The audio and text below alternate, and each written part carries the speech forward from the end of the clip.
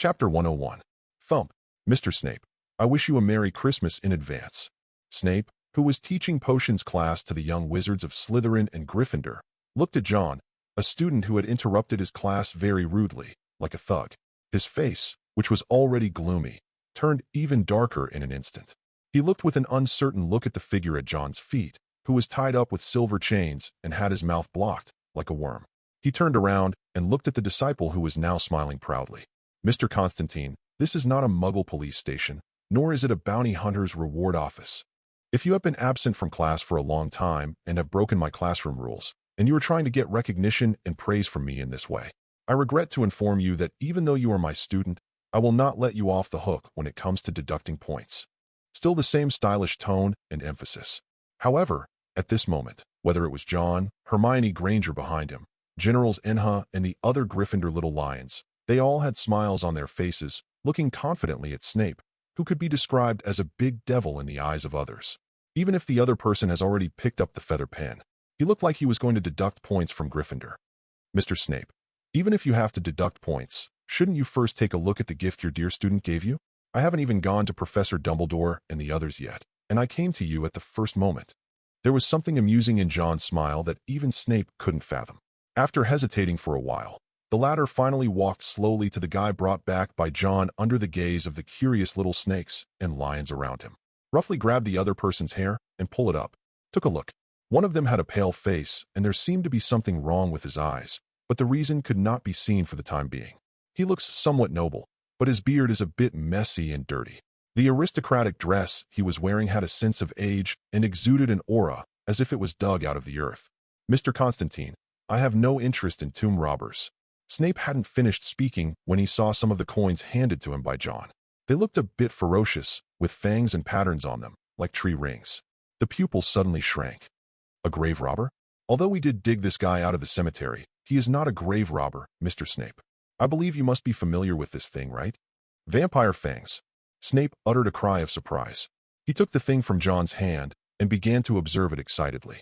John smiled faintly. Mr. Snape, I must correct one thing. The so-called vampire fangs in the wizarding world are called vampires, but they can only be regarded as blood slaves. Real vampires are not so easy to find.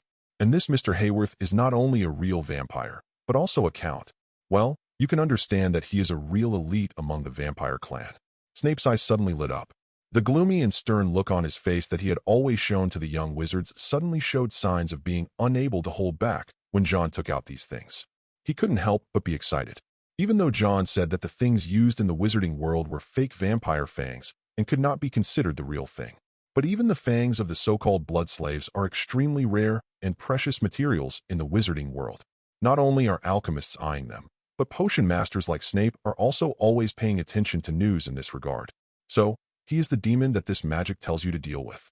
John nodded and glanced vaguely at Earl Hayworth, who was crawling on the ground. Yes, our Earl of Hayworth must have woken up from his slumber recently. He sucked the blood of more than 20 children at one time and brutally killed a wizard family of 4. 2 children, not even as old as us, were dismembered. Suddenly, the little lion and snake, who had been eager to move towards this side to see more clearly, hid to the side with panic on their faces. And Snape's expression turned cold again at this moment. John took out from his arms some photos of magic performed on site that were taken by the Aurors of the Ministry of Magic. He handed it to the other person. Not only were the mummies of recently missing children found in his tomb, but also many human remains from a certain period of time, with more than 130 complete skulls alone. Snape looked at the horrific scene in the photo. Even though he had experienced the Death Eater period, the scene in the picture made his back shudder. This kind of thing has existed for so long, and no one has discovered it. If it weren't for John, the exorcist, I'm afraid that with the capabilities of the Ministry of Magic and the Muggle police, it is impossible to find the existence of the other party. But that is exactly the case. When Snape turned his head again and looked at Count Hayworth, who was obviously suffering from the Konstantin sign, on his back, his eyes were already cold and indifferent, as if he was looking at fish on a chopping board. John blinked and chuckled. A perfect potion experiment subject. His blood, fangs, and even nails can all be used as ingredients for making potions. Mr. Snape, you are so lucky to have such a caring student like me. Snape curled his lips and looked at the complacent John, but in the end he didn't say anything more. Of course, the so-called deduction of points will naturally be left unresolved. Undoubtedly, another successful exorcism once again attracted great attention and discussion to the members of the Konstantin Exorcist Society. Just after the potions class, John was brought by Snape to the potion room again. In front of Earl Hayworth, the two of them studied the hung Earl Hayworth like butchers. At this moment, quite a few young wizards have gathered outside the tower of the Konstantin Exorcist Society. Due to the presence of Nicholas Flamel, Dumbledore ordered that no young wizards who were not members of the society were allowed to enter the tower. Therefore, these little wizards could only gather curiously in the open space outside the club. Look inside from time to time. Most of the little witch's eyes were fixed on the little maid, Ram, who was in charge of some cleaning work inside the club at the bar. So cute. Why is their hair that color? Are they really from heaven? I heard from Weasley that they are the gods given by God to Konstantin. I think so too. Wow, why doesn't Konstantin open the club to new members?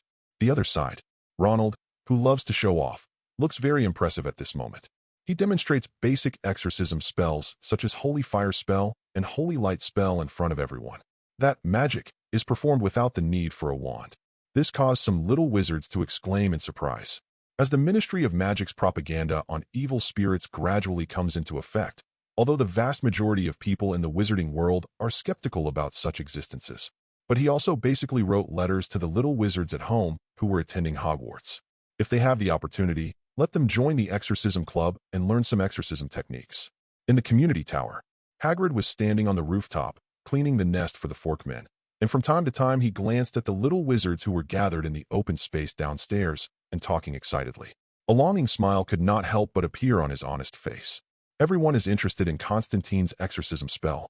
Perhaps one day, Konstantin will be able to establish a special exorcism spell course at Hogwarts and become a professor at Hogwarts. As he spoke, he seemed to have thought of something, hesitated for a moment, and looked up at a window of the Hogwarts castle in the distance. Maybe we can set up a new school in Hogwarts. Maybe not. Walter, Hermione, and Pansy, who were trying to get close to Hagrid and combing his hair, were both shocked by Hagrid's absurd idea. Pansy almost instinctively wanted to refute, but then, she thought about the fact that John had only been at Hogwarts for less than half a year. The bizarre things that happened and the changes that Hogwarts had made that hadn't happened in many years.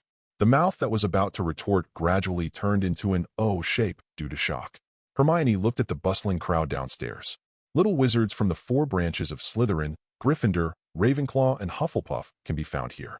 And it's not just the new wizards who are enrolled this year. Even those in the senior grades have clearly shown a strong interest in exorcism spells. At the same time, John, who had just walked out of Snape's pharmacy and used a cleansing spell on himself to remove the stains and blood, was about to head to the club when he suddenly stopped. A strange force was acting around him, but a strange female figure suddenly appeared beside him. Although the look was calm, John could still see the contempt and arrogance for low-level creatures from the depths of the other's eyes. John Konstantin, you are just a small exorcist. Who gave you the courage to interfere with God's will? Chapter 102. John's pupils shrank. Feeling that time seemed to have stopped around him, he turned around and looked at the white figure leaning against the side of the corridor in front of him. A strange woman with short blonde hair, but she exudes a terrifying aura at this moment.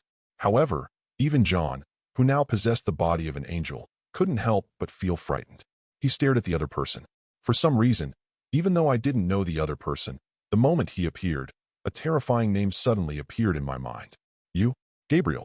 Gabriel did not answer John's question, but his pair of golden, hawk-like eyes looked John up and down. The tone was calm, but the words he spoke made the hairs on John's back stand up instantly. Using demons as your servants. Studying the use of demonic power with the apostle wizards of hell. You seem to be too carried away by interfering with the rules of reincarnation between heaven and hell, John Konstantin. Who do you think you are? Oh, Gabriel sneered, and in an instant, without any warning, his figure appeared behind John. A hand suddenly pressed down on John's head, as if crushing an ant. The terrifying feeling of oppression like a mountain made John Jinping instinctively stimulate the strength in his body immediately. The sacred power rewarded by the system from Archangel Uriel, who had the same status as Gabriel, gushed out from his body. The sacred golden light covered his entire body, and also dyed the walls and floor around the corridor golden. The fire of hell burst out from John's head. Rado, 947. Do you, a mere human, really think that you can fight against Uriel just because you got a little power from him? There was a hint of anger at having his arrogance offended in his contempt, as Gabriel suddenly exerted force on the palm of his hand that was pressing on John's head. John's whole body instantly fell with a roar. He was pressed to the floor by the ladder. Boom! The cracked bricks and stones caused the surrounding corridors to tremble. However, at this moment, under the influence of Gabriel's divine power, neither Snape, who was only separated by a door, nor Dumbledore, the most powerful white wizard in Hogwarts, showed any unusual reactions. John was extremely angry, even though he was suppressed by the other party. Even though he knew that the other party was a true mythical figure in the legend and was not someone he could contend with today. However, his inner determination and the pride of being a time traveler still made it impossible for him to bow down to this arrogant guy. God's will. What is God's will? Let the maggot return to his lair? Or let the hyena with blood in its mouth go home and wag its tail at you guys? Gabriel, who do you think you are? John threw the same question back to the other party without fear. John's head was pressed to the floor by the other party, and one of his eyes of truth was shining brightly, but he still stared at Gabriel, who was high above with difficulty. K. Gabriel. John's words made Gabriel, who was already full of dissatisfaction and contempt for him, feel deeply offended.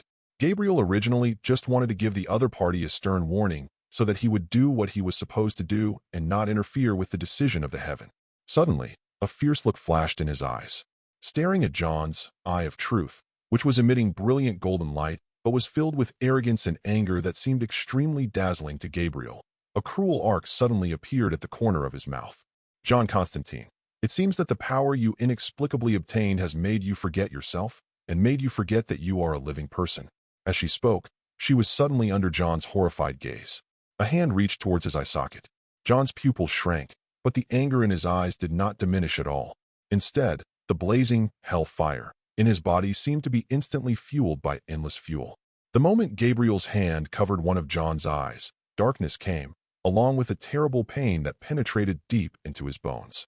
It instantly engulfed John's sight. Ugh! The bloody eye socket was dug out by the other party along with the eye of truth, which gradually turned into a light golden gem. John gritted his teeth and tried his best not to scream. But as an exorcist, the feeling of being deprived of the source of divine power was more terrifying than having his bone marrow directly snatched. Gabriel pressed one hand tightly on John's head.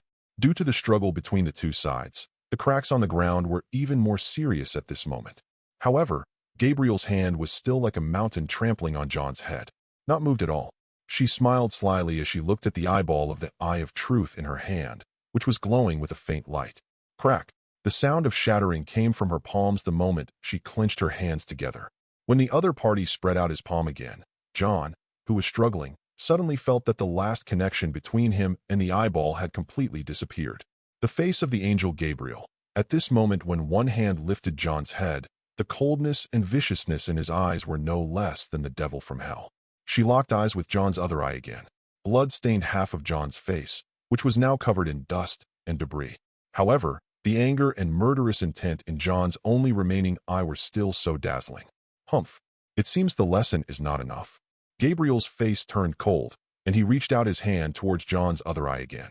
However, suddenly, a strong smell of sulfur, accompanied by a cold and crazy emotional fluctuation, suddenly spread in this strange area, and Gabriel's hand holding John froze. The moment she raised her head, a terrifying figure that made her expression change drastically appeared in front of her without her knowing when. What on earth are you going to do to my collection? Gabriel's face was filled with horror. Gabriel was not able to resist the power of Satan, the devil of hell. Maybe if we change to an archangel like Michael who is more skilled in fighting, there might be a better chance. But she... Boom!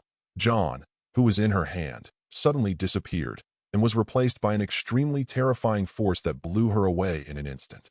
The devil Satan kicked the ladder hard in the chest. The terrifying force, along with the erosion of terrible demonic energy, caused Gabriel's body to fly backwards instantly, but he was suddenly pulled back by a force. Crack! There was a sound like bones breaking, and golden blood spurted out of Gabriel's mouth. The latter fell to his knees on the ground with a thud almost in an instant. Her eyes were bloodshot as she looked at John, who was carefully held in Satan's arms. She could not care about anything else at this moment, and let out a shrill roar. He is from our heaven, Satan, you can't. Boom. It was just like how Gabriel treated John, the little human exorcist. An invisible force was like a heavy hammer, slamming Gabriel's head, who was about to shout for help, into the ground in front of him. Looking at the other party, he could only tremble like a little chicken in front of his demonic power. A flash of disdain flashed across Satan's ferocious eyes. Afterwards, his gaze turned to John, whose aura was obviously weakened at the moment, and a gloating smile appeared on the corner of his mouth.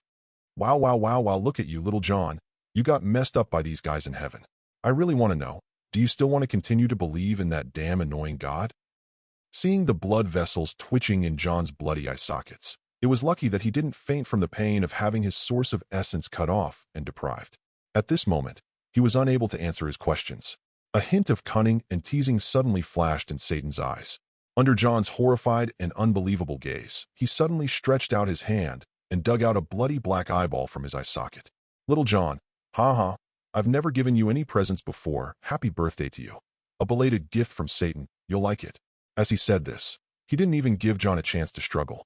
The pitch-black eyeball was instantly stuffed into John's empty eye socket. Woo, woo, woo. The purest devil, power of Satan, and the archangel, power of Uriel, rewarded by the system in the body, at this moment, seemed to instantly turn John's body and brain into a crazy battlefield for the two sides to wrestle.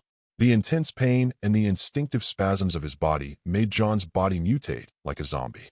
A series of creepy crackling noises began to be heard.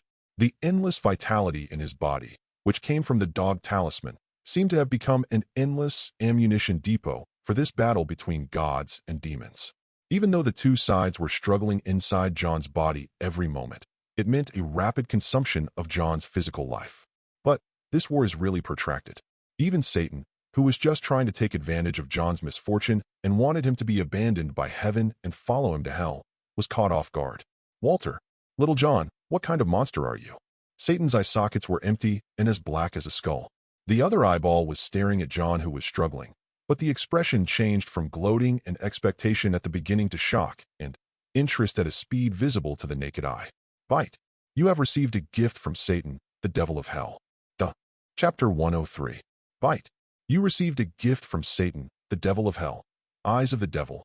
A gift from the hell devil Satan. After fusion, the body's natural speed increases by plus 500%. The deterrence against the evil spirits of hell increases by plus 500%. Immunity to the power of the 7 deadly sins decreases by minus 200%, and the authority to open the gates of hell is obtained, and it is impossible to enter heaven forever. Is it integrated? If you refuse to merge, the system will stop protecting and intervening in the host's soul and allow the host's soul to perish. Reject Nema. The intense pain made John want to crash to the ground and die on the spot. At this moment, the system's voice sounded in his mind, and he heard the last unnecessary question. John felt like cursing. Even though he was cummed inside by Satan, the old man, in such a strange way, he still felt as if his body was being violated. At this moment, he obviously couldn't care about these things. Fusion. As John hurriedly gave orders in his mind, the body under Satan's strange gaze suddenly burst out with a strange green energy light. A terrifying life force instantly enveloped John's entire body, and at the same time, it frightened Satan, the devil of hell, so much that he was at a loss for words. As he looked on in doubt and astonishment, the power of the devil Satan and power of the archangel Uriel that had almost tortured John's body to collapse seemed to be suddenly mediated by a mysterious force. The brutal fight between the two sides for control of John's body began to subside with the emergence of this power. The power of Archangel Uriel, with brilliant holy light and hellfire, began to gather in John's right eye, and the left eye, filled with Satan's eye of the devil, also began to quickly merge with John's body, slowly merging with a scarlet, pitch-black vertical pupil. John's body, which had been twitching continuously, actually began to recover slowly. See this scene. Satan couldn't help but murmur and repeat the sigh he had just made. Damn it! What kind of monster are you? He looked at John in doubt as he slowly got up from the ground, even though the latter's small body still looked a little hunched due to the torture just now. The aura on his body had begun to recover and improve at an extremely fast speed. After a brief moment of shock, the smile on Satan's face suddenly turned ferocious. A single eye looked greedily and excitedly at the brand new John. Ha ha ha ha. Little John, you really accepted my gift, ha ha. I will never be able to enter heaven again. You are only one step away from my arms. Satan licked his lips, and his scarlet eyes looked at John, as if emitting a wolf-like green light. He suddenly waved his hand. Gabriel, who was almost on the verge of collapse from being suppressed by his demonic power, was suddenly released. Looking at the latter's embarrassed appearance as he got up, Satan's face was full of smiles. "Since you gave me such a delicious Little John, you can go. Of course, from today on, Little John will be my messenger from hell on earth." Satan smiled, revealing his sharp white teeth, causing Gabriel to look at John in panic, whose left eye was the eye of the devil, and whose right eye was the eye of truth. His eyes were filled with a look of disbelief. How can someone possess these two powers at the same time? She roared in shock. Even Lucifer, the fallen angel who betrayed heaven and fell into hell, could never do such a weird thing. The moment he embraced the power of the devil, even Lucifer was inevitably abandoned by the holy light. John looked at Gabriel with a cold gaze, his arrogance completely destroyed and his eyes no longer in shock. Two eyes, one black and one gold, stared at each other intently. "Gabriel, I hope you can bear everything that comes next. Those bastards of the Vatican will soon be sent to hell by me because of your arrogance and stupidity." John's voice was cold. If, before this, he had witnessed the darkness and corruption of the Vatican, it's just like turning a blind eye and pretending not to see anything. At this moment, he really had the intention to replace the Holy See, which was rotten from the root. Presumptuous. When Gabriel heard this, panic suddenly appeared in his eyes, and a surge of anger ignited at the same time. A pair of wings representing an angel appeared behind him, and he roared and rushed towards John. However, but she forgot that besides John, the traitor from heaven, the boss of hell, the devil Satan, had not left yet. Bang! It looks like a white-haired birdman held in the hand of Satan. Satan's hand was like an iron clamp, tightly grasping the opponent's neck. Looking at Gabriel, who was struggling in front of him, his ferocious smile was full of pride. "I'm sorry, but it seems your behavior has indeed caused dissatisfaction in Little John." Gabriel's eyes were full of anger. However, at this moment, when facing Satan, the devil of hell, she was so weak that she was not even on the same level as him. After struggling for a long time, with holy light surging, he was still unable to break free from the opponent's hand. "John Konstantin, you will regret this. You will never have peace in the future. Think about how many demons you have exorcised over the years.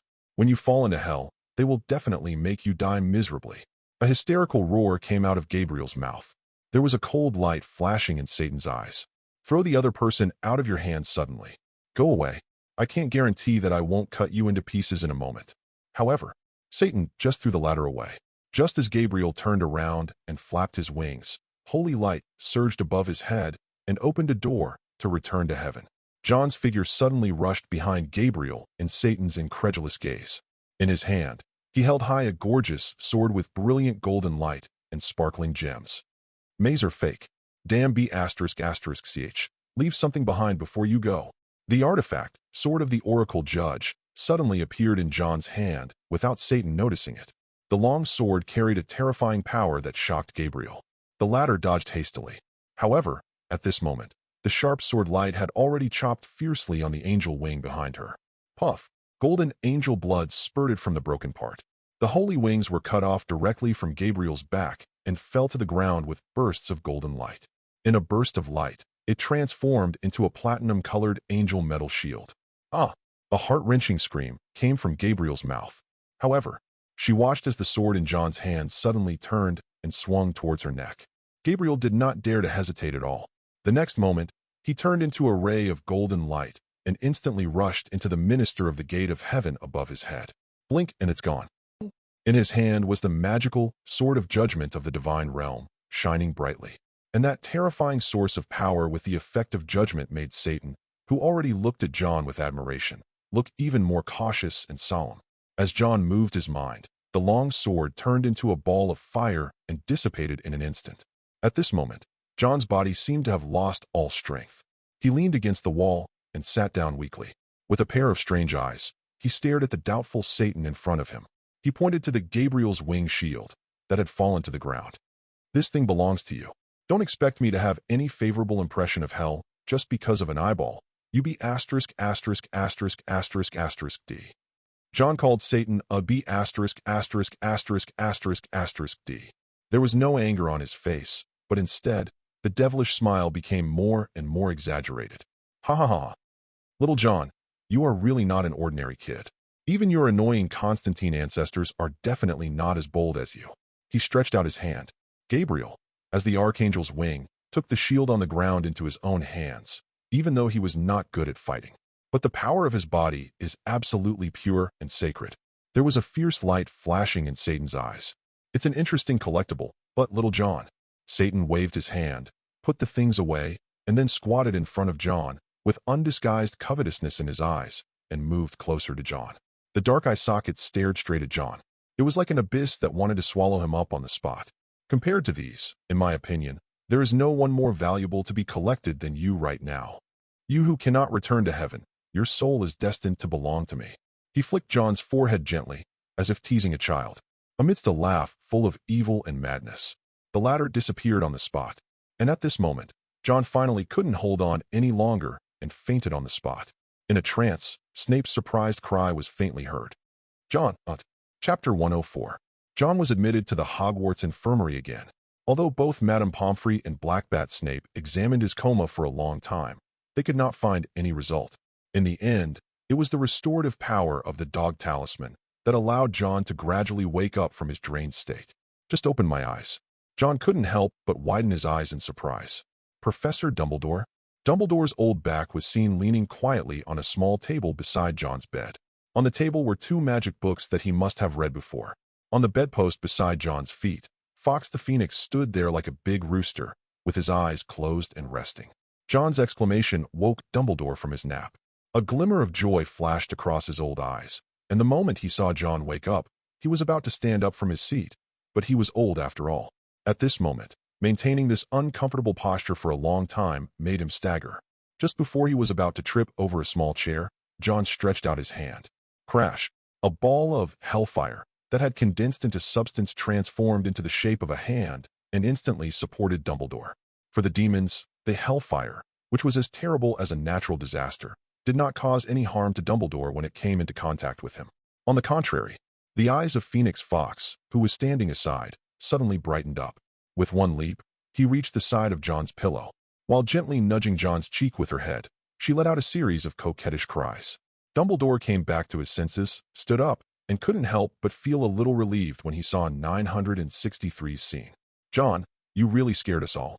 Even Snape nearly went crazy because of the attack you got on his doorstep. Hearing this, John couldn't help but think of the stern half-blood prince. Snape blamed himself to the point of going crazy? John could only imagine that Harry Potter's mother might be able to cause such a huge emotional reaction in the other person. Hearing that Snape almost went crazy because of him, he couldn't help but laugh inwardly. He shook his head slightly. Don't worry, Professor, I'm fine. Dumbledore opened his mouth and looked at the position of John's left eye. John's eye now was obviously fundamentally different from the original one. And the first time Snape found John, except for the wide corridor at the door of the pharmacy, which inexplicably became a mess without any movement, and there were traces of something crashing and breaking everywhere. But John, his direct disciple, was lying there with half of his face covered in blood and a pale complexion. This frightened Snape. Almost immediately, an alert was sounded and Dumbledore and other professors were called over. Crack! The sound of the door opening was heard, and Snape walked in with a bottle of potion in his hands. The moment he saw John sitting up from the bed, there was a flash of surprise in his eyes for a moment, but it was quickly suppressed by the other party. Konstantin, even angels can faint. Thank God, at least I can still look at you as a 12-year-old wizard. Snape said sarcastically. She could have just said something caring like, don't take yourself too seriously just because you have the body of an angel. Be safe and get enough rest. When it comes out of Snape's mouth, it always makes people want to laugh, but can't. However, after hearing the other party say, thank God, the smile on John's face slowly faded a little. Dumbledore noticed this. John, what happened? You seem to be attacked, but we didn't notice it at all. Hearing Dumbledore's question, Snape, who was just about to let John drink the potion he prepared to help him recover soon, paused for a moment while opening the potion bottle. There was a hint of solemnity in his eyes. The murderous intent flashing in his eyes seemed to indicate that if he knew who attacked Severus Snape's disciple, he would make the other person suffer a fate worse than death. However, the guy who attacked me came from heaven, John said faintly. Gabriel, one of the holy archangels. Snape. Originally, like Snape, he was prepared to show off his spirit as the greatest white wizard of this century at this moment, just like when he faced Fudge before and tried his best to defend John with a tough attitude. Dumbledore, who wanted to show off himself, opened his mouth. The kindness and protection in that pair of eyes, at this moment, turned into dullness and astonishment. Dumbledore, In the school infirmary, when John revealed the identity of the person who attacked him, there was an awkward and dead silence. Gabriel is the Gabriel in the myth. Dumbledore muttered to himself, looked at Snape beside him, opened his mouth, and didn't know what to do. The latter hesitated for a moment and asked in disbelief, "The Gabriel you were talking about, is it the Gabriel who can judge the world at the end of time?" John nodded, but then shook his head. Duh. Well, it shouldn't be as exaggerated as the legend says. The trumpet of Judgment Day and the like, although there are records of it in the church, it is definitely not that scary. What about your eyes? Dumbledore spoke, handing a mirror to John. Probably seeing his appearance in the mirror, John couldn't help but be slightly startled. The overall appearance is dark red, with a vertical pupil like the left eye of a devil and a light golden right eye. John, Gabriel took out one of my eyes, but when he was about to take out the other eye, Satan came and saved me. Dumbledore, Snape. Even though they have been in contact with John for a long time, whether it is the two of them, Professor McGonagall and them, or even the little wizards at Hogwarts now, when they encounter outrageous things, the ability to accept has obviously improved a lot. However, if John opened his mouth like this, Gabriel would gouge out his eyes, and if he closed his mouth, it would be ridiculous to say that he, an exorcist, was saved by the devil Satan. In the end, the two of them looked at each other, confused and at a loss. Both of them are well-known figures in the wizarding world.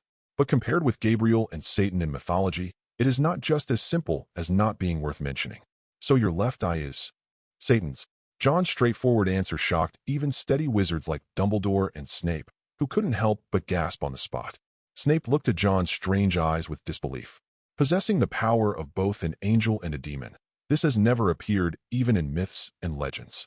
Without a doubt, Dumbledore immediately ordered a news blockade on this matter and required John not to mention it to anyone else, even members of the Konstantin Exorcist Society. When John appeared again, all the members of the society came over. Professor Snape actually transferred you away for 3 whole days. God, John, you were not with Professor Snape all these days, were you? That's just too bad. John smiled and said nothing. Obviously, Dumbledore and the others still controlled the news about his coma. Although Miss Know-It-All and Miss Viper, who were standing next to him at the moment, had clearly noticed the changes in John and noticed John's eyes, they were sensible enough not to ask on the spot. Afterwards, John evaded the issue and passed it off to everyone. The two little witches then pulled John to a small corner of the garden outside Hogwarts. What happened? I don't believe Snape could have you by his side for 3 days, and you'll be inseparable from him. Miss Know-It-All said with a gleam of pride. Pansy Parkinson followed closely behind. Even if you are willing to study potions with Professor Snape for 3 days again, Professor Snape will definitely not tolerate a jumpy guy like you staying in the same room with him for 3 days. John. Although such words did sound hurtful, John had to admit that the two really understood him and Snape, just as John was explaining some strange things to the two little witches. At this moment, about John and the Ministry of Magic, everything that happened in the town of Haworth 2 days ago. With the deliberate publicity of the Ministry of Magic and reports from the Daily Prophet and other wizard tabloids, the news began to spread throughout the British wizarding community. The fallen priest Zaratsky and the resentful succubus La Llorona, who was corrupted by the devil, and the real culprit who caused the disappearances in the end, the vampire Count Haworth. When the newspapers with these photos, along with the flight of owls, were spread throughout the British wizarding world through the influence of newspapers, the name of John Konstantin was finally known and understood by the people of the city. Chapter 105. Time flies. The Hogwarts Quidditch game has finally arrived. However, compared to the previous 4 branches teams competing for the championship, this year John led a team belonging to the Konstantin Exorcist Society. However, professors including Dumbledore and young wizards of all grades are looking forward to it. If for no other reason, the captain of this team is now a prominent figure in the entire British wizarding world. The greatest exorcist of this century, who will surely receive the Order of Merlin in the future, is also a great figure who saved the British wizarding world from the hands of ghosts and demons. John Konstantin. This 14-year-old boy is now so famous in the wizarding world that he is about to surpass Harry Potter. And all kinds of rumors about John were spread in Hogwarts. It is said that in the last joint operation with the Ministry of Magic, John faced the vampire Count Haworth alone and did not lose to such a powerful dark creature. It is said that John's magic wand contains the power of the devil, which can summon an endless army of demons and is invincible. It is said that John holds the Doomsday Horn in his hand, which can judge the sins of the world. Once it is blown, the entire wizarding world will fall into the doomsday disaster. Of course, these rumors gradually died down after Dumbledore and Snape refuted them. However, even though the rumors have been clarified, the mystery and power of John still make everyone in the wizarding world believe in him. Because whether it is Father Zaratsky, the La Llorona succubus, or Count Hayworth, these are the real dark creatures that John personally dealt with. As for John's actual strength, perhaps no one has been able to give an accurate answer before. Hello everyone, welcome to watch the first Quidditch game of this semester at Hogwarts. This will be a day that will go down in the history of Hogwarts. Let us warmly welcome the 5th Quidditch team in the history of Hogwarts. Konstantin Exorcist Society Team. Swish, swish, swish. Amidst a warm atmosphere, on the huge Hogwarts Quidditch pitch, today is definitely the most lively day since the start of the school year at Hogwarts. Before the game starts, each team takes the field for a short performance. When the flags surrounding the emblems of the 4 Hogwarts houses and the purple and gold cross flag of the Konstantin Exorcist Society unfolded in the wind. From the entrance to the stadium, there came the sharp howling of wild beasts. Cracking. With an indomitable and fierce aura, Golden Griffin, foregone size has reached the size of an adult warhorse during this period, thanks to the care of Hagrid, an expert who truly cares about magical animals. Ha ha. Forgone. Fly higher, ha ha. Good job. Hagrid's rough voice rang out excitedly in the audience as Fergana appeared under the sunlight like a beast from heaven. He pulled the short Professor Flitwick beside him, like a parent showing off his child to others. Look at him. Ha ha, what a handsome boy he is. Professor Flitwick, although it hurts Buckbeak's heart a little, but Fagin is indeed much more handsome than him. Professor Flitwick looked embarrassed as he was stared at by such a big man whose palm was as big as his body. Even though I know this guy won't hurt me. But who knows, this idiot might get too excited watching the game and fan him out of the stands with a wave of his hand. At the forge side, it spread a pair of golden wings, and under the excited and enthusiastic gazes of the young wizards from the 4 branches, it flew around the stadium and returned to the exit of the Konstantin Demon Society team. Swish, swish, swish. There were bursts of brilliant sounds like meteors breaking through the air as 7 black figures rushed out from the exit. Together with the Fergong, they formed an army that crushed the entire field. Behind John were the team members, General Enha, Draco, Hermione, and the Weasley twins. They all wore the same black robe, on which were embroidered some mysterious symbols of unknown meaning. It was full of mystery, yet gave people a sense of nobility. Behind these team members stood tall dark figures, which exuded a heart-pounding cold aura even under the sun. Especially when these dark figures slowly raised their heads, revealing their hideous faces. Even the bravest little wizard couldn't help but shiver all over at this moment, and was almost frightened to death. They were actually huge phantoms of demons.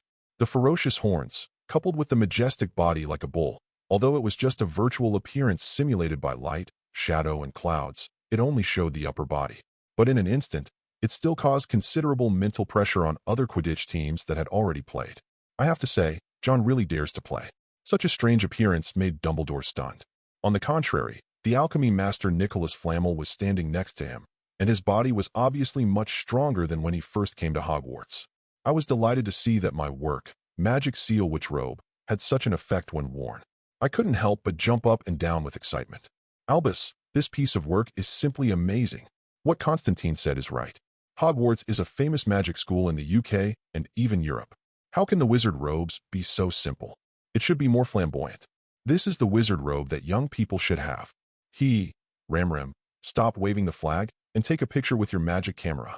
Professor McGonagall looked helplessly at Dumbledore, who also had a complicated expression. He wanted to let the other party say a few words, but it seemed as if he had returned to his youth. Nicolazzi looks much younger both in complexion and spirit. In the end, he shut his mouth silently. The defection of Quirrell, the professor of defense against the dark arts, has not yet been properly dealt with. As a result, the defense against the dark arts class for first-year wizards at Hogwarts has been collectively suspended, and professors of other courses can only give them more teaching content. If Nicholas Flamel, the world-famous alchemist, could become an alchemy professor at Hogwarts. Professor McGonagall, the dedicated female headmistress of Hogwarts, began to have her own little thoughts. And beside her, Mrs. Loris, wearing a noble and elegant black dress and holding a black umbrella, was looking up, staring blankly at the little wizards flying in the sky. Asterisk, asterisk, asterisk, da. Behind him, old Father Filch no longer resembles the sloppy administrator he once was. He was wearing a suit that was tailor-made in Diagon Alley specifically for today's exciting match, and in his hands were a bunch of magical food purchased from Hogsmeade Village and the Konstantin Exorcist Society. From time to time, he would pick out one or two pieces and hand them to his daughter. The doting look on his face almost seemed to be as if he really treated Mrs. Loris as his own daughter. Just after John and his team flew around the stadium, just as the commentator Lee Jordan was about to start his commentary today, suddenly, bursts of fireworks shot up into the sky, accompanied by sounds suddenly sounded from the sky above the Quidditch Hall. Bang, bang, bang. The magic fireworks transformed into an animation of a goblin banker raising a toast in celebration. Gringotts, the Wizarding Bank, would like to congratulate the Konstantin Exorcist Society team in advance for their great victory.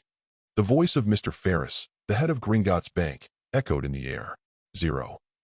However, just when this picture had not completely disappeared, another whooshing sound was heard. A pattern like an open magic book appeared the moment the fireworks exploded. On the open magic book, there was a line of clear text, accompanied by a male voice that was obviously a bit mercenary. From Flourish and Blots, Mr. Banlin congratulates the Konstantin Exorcist Society Quidditch team on their victory. Afterwards, magic fireworks shot up into the sky with a bang as all the little wizards stared in amazement. Honeyduke's Candy House, congratulations to the Konstantin Exorcist Society Quidditch team for their victory. St. Mungo's Hospital for Sick and Injured Magical Sicknesses, congratulations to the Konstantin Exorcist Society. Madame Malkin's Clothing Store, congratulations. At the beginning, Konstantin still had a happy smile on his face, but as more and more sponsors appeared, they seemed to be congratulating him on his victory in advance. The smile on John's face slowly disappeared behind him.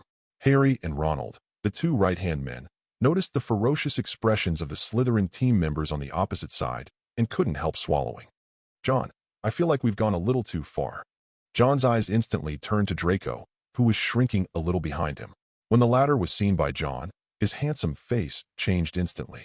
No, President, you can't look at me like that. It's not my fault. I told them exactly what you asked me to do. I didn't expect that they would have such a great time. John was helpless, facing the captain of the Slytherin Quidditch team, who was also riding on the Nimbus 2000. Our Miss Viper's smile has indeed become increasingly perverted. As a member of the Konstantin Exorcist Society, she is also the eldest daughter of the pure-blood wizard family, the Parkinson family. John almost smiled the moment he saw the other person smile. Then I understood why all this happened. Ms. Viper, I have to say that your method of boosting morale is indeed very Slytherin. Chapter 106. Looking at their own side, they clearly just wanted to make a simple and impressive appearance, so that the team with this society as the background would not lose momentum. However, John never expected that he would be quietly backstabbed by his beloved member, our venomous Lady Pansy Parkinson. Humph, it must be Pansy's doing. My mother wrote to me that Mrs. Parkinson said her daughter was very confident of winning this battle, and she even said she wanted to take down Konstantin in front of everyone. Draco spoke indignantly. When Miss Know-It-All, who was standing in the air beside John on a flying broomstick, heard the words, "Capture Konstantin," she instantly became like a cheetah that smelled Karami who had intruded into her territory. A pair of eyes instantly fixed on Pansy Parkinson, the Slytherin Seeker. John, I'll be the Seeker. This sentence made John's expression stunned instantly, and Harry and other team members around him also looked at each other in shock. Walter? Hermione, this is different from what we said. John is the Seeker. Harry spoke hastily, somewhat nervously. However, Hermione looked at Pansy, who was constantly looking at him provocatively, and took a deep breath, with a serious expression that John had never seen before. Let me repeat it here. John, trust me, let me be the Seeker. John. He felt a little too fake. At this moment, Miss Know-It-All was obviously arguing with Miss Viper again. However, after thinking about it for a while, John hesitated for a moment and agreed directly. However, he still gave a solemn warning. Be careful, this is just a ball game. I don't want you or Pansy to be in any danger. Hermione nodded slightly. However, when she and John switched positions, it was at an angle that John could not see. At this moment, the look in Pansy's eyes was full of the anger of a lioness being provoked. Hermione Granger's eyes. I'll make you fall to the ground like a dog eating shit. Pansy Parkinson was no slouch. Your dentist father really helps you brag without losing all your teeth. Drop. As Mrs. Hooch below confirmed the lineups of both teams. With a click, he opened the box in front of him. The next moment, the bludger and the golden snitch representing 150 points flew out one after another. At the moment when the nimble figure of the golden snitch appeared, Pansy, the captain and seeker of the Slytherin team, and Hermione, the seeker of the Konstantin Exorcist Society team, who were at the top of the team. The Nimbus 2000. Under him instantly erupted into a terrifying tornado amid the exclamations of the young wizards in the surrounding stands. Lee Jordan's excited voice echoed throughout the venue. Two people found the snitch at the same time. What keen insight. Look, Granger was the first to change the direction of the snitch's flight and speed up. She is such a beautiful Gryffindor witch. If I were Konstantin, I would definitely choose our Granger between her and Parkinson without hesitation. Mr. Jordan. Professor McGonagall glared at him in dissatisfaction. Although she also hoped that John would choose Hermione Granger, whose personality she liked more. Bad. This kind of thing was not suitable to be said in this occasion. Jordan immediately and decisively skipped the topic. Suddenly, his eyes seemed to see something. Look, Konstantin got the quaffle. Oh damn. He's being targeted by 3 Slytherin players, and they're closing in. Konstantin, speed up. For people. How shameless of the Slytherin seniors to send out 4 people just to deal with Konstantin. Jordan's voice spread throughout the stadium, but this biased commentary could not reflect the situation on the court, cause any unnecessary impact. John, be careful. Harry's voice sounded anxious, and John's eyes narrowed. 4 Slytherin players surrounded him in a triangular shape. Their flying brooms were like 4 lightning bolts, cutting through the sky and heading straight for him. Unlike John's team, except for the Weasley twins, all the members are first-year wizards. The members of the Slytherin Quidditch team are all in their 5th year at least. The only first-grade wizard is also their money-powerful Captain Pansy. John held the broom tightly and did a thrilling roll in the air, cleverly avoiding the first wave of attacks. However, he knew that Quidditch was like Muggle racing. Collisions and speed, danger and breaking through the siege in a split second were the main themes of this sport. He glanced across at Hermione, who was concentrating on chasing the golden snitch, with a determined gleam in her eyes. Miss Viper, who gritted her teeth and refused to give in from time to time, had a fierce collision. That wild scene did not show any trace of the Ravenclaw nerd he had in the library in the past. He took a deep breath, his eyes sharp. He held the quaffle in his hands. With his excellent flying skills and the integration of Eyes of the Devil, his physical fitness was improving every day. After some inevitable scrambles and collisions, he finally reached the Slytherin goal. Come on, John. Ronald's voice sounded in his ears. The youngest son of the Weasley family was now trying his best to help John and stop the Slytherin players who were trying to interfere again. He spotted a gap and leaned forward suddenly, and the flying broom under him seemed to swing its tail and sink in an instant. John was instantly sent to the shortest goal. The Slytherin keeper's eyes widened in shock and anger. Such a tricky and terrifying sudden turn is not only an extreme test for the wizard's flying skills. It is also a test of the quality of the flying broom under him. He tried his best to save the ball, but at such a close distance, John didn't even need to throw the ball with much force, as everyone in the audience was watching. Bang! The quaffle slammed into the goal, and the whole stadium instantly became excited.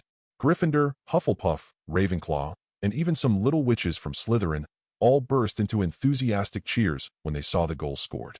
John Konstantin scored. Konstantin Exorcist Society team, same score as before. Lee Jordan's voice spread throughout the venue. The atmosphere at the scene became lively again. Standing on the stands, looking at John, who seemed to be glowing in front of the goal, Dumbledore stood up and clapped with satisfaction.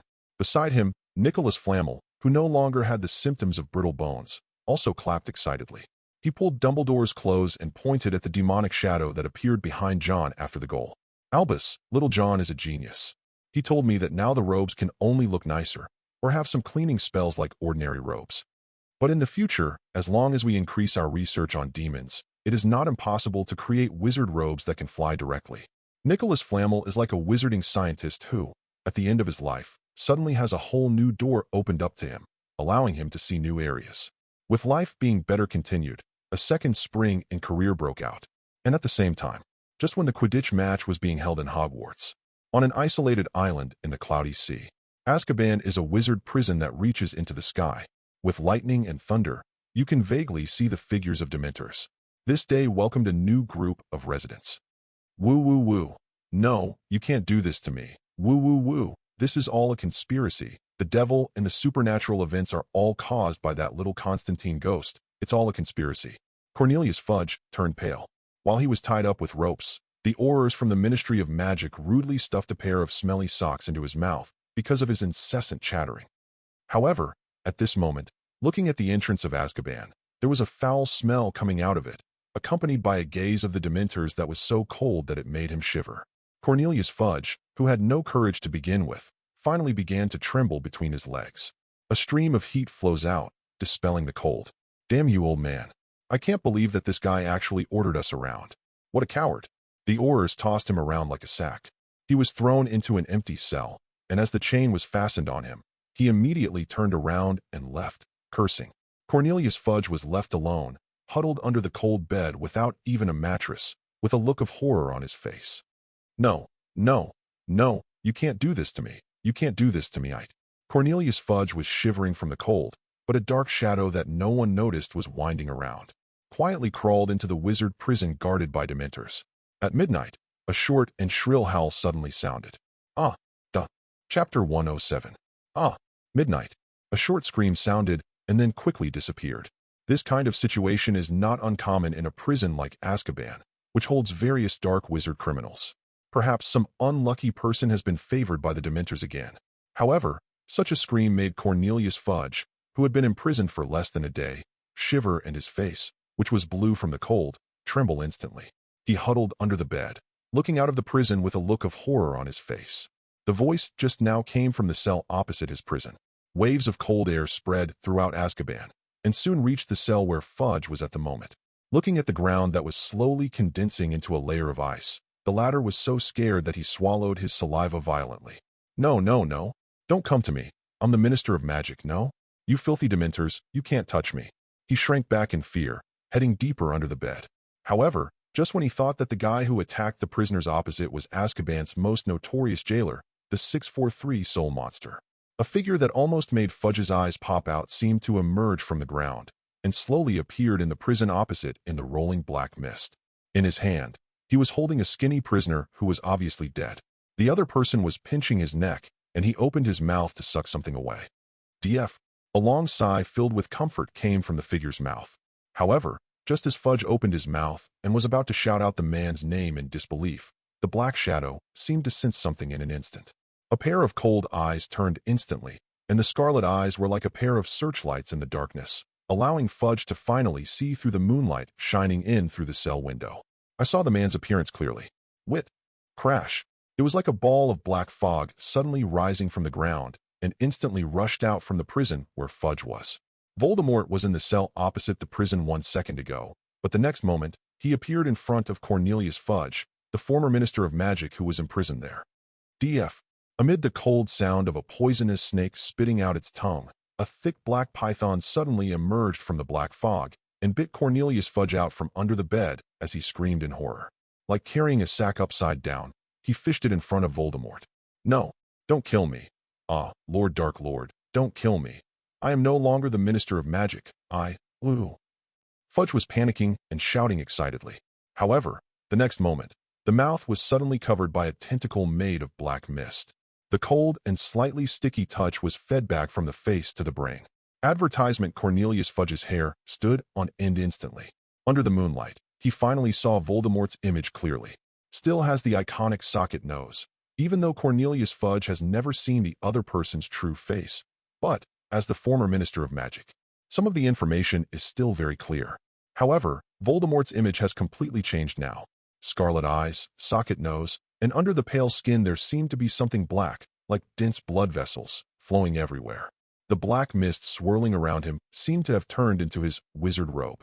His feet could not be seen, but from the black fog beneath his body, a giant black python was suddenly extending out and was now entangled around him. It seems that this giant python is his lower body. What a pathetic fellow. I'm afraid you are the first Minister of Magic to be imprisoned in Azkaban. What do you think, Mr. Fudge? There was a frightening sense of superiority in Voldemort's voice. He looked at Cornelius Fudge, who was almost frightened to death, with calm eyes, but was met with the latter's horrified gaze. Suddenly he stretched out his hand towards the wall. Brush! A cloud of black fog was like opening a door in the wall. The next moment, the prisoners who were originally imprisoned next door were instantly enveloped by the black fog. Without even a chance to struggle, he instantly fell into Voldemort's hands. As the latter opened his mouth ferociously towards the other party, revealing a mouthful of ferocious teeth that looked like a combination of a shark and a poisonous snake, the prisoner was caught by the black fog.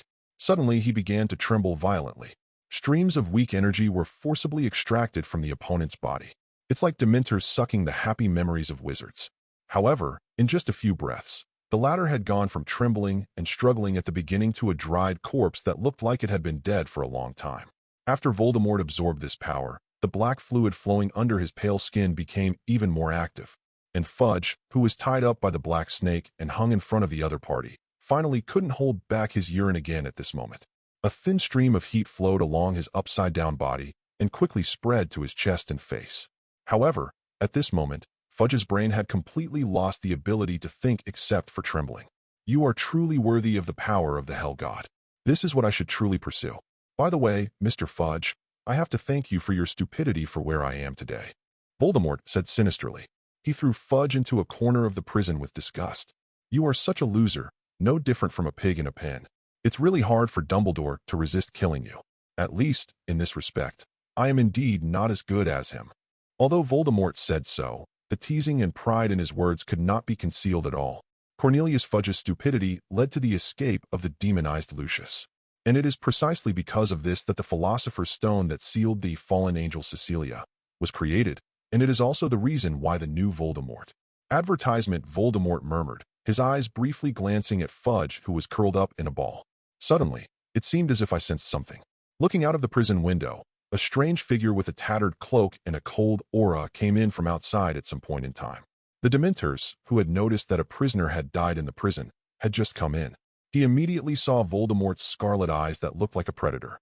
Simple wisdom made him instantly regard Voldemort as an intruder, and in the blink of an eye he rushed towards Voldemort. However, its movements were fast, but Voldemort's reaction was even faster. He suddenly opened his arms, with a hideous smile on his face. 7 or 8 ferocious snake heads instantly emerged from the black mist behind him, roaring and biting towards the Dementors. There was no resistance process at all. In the corner of the cell, under Cornelius Fudge's horrified gaze, the Dementors were surrounded and swallowed by the terrifying giant python almost in an instant. In the rolling black fog, 10 sounds similar to the sound of chewing bones could be faintly heard. As Voldemort closed his eyes with a look of enjoyment, wisps of black air continued to rise from his chest. It caused a surge of black under the skin on the neck and face. Voldemort, obviously strengthened again. It's delicious. The power of the Dementors is pure enough. Voldemort opened his eyes with satisfaction, and his scarlet gaze swept across the cell, finally landing on Cornelius Fudge, who was still huddled in the corner. Mr. Fudge, do you see it? This is the power of the devil of hell, which can give me endless strength and eternal life, while you can only wait for death and fear and despair. He smiled sinisterly, walked up to Cornelius Fudge, and looked down at the former Minister of Magic. However, seeing that you have helped me a lot, I am willing to give you a chance to be loyal to me. The ferocious black python's tongue flickered. Standing in front of Cornelius Fudge, his pair of vertical pupils stared at him.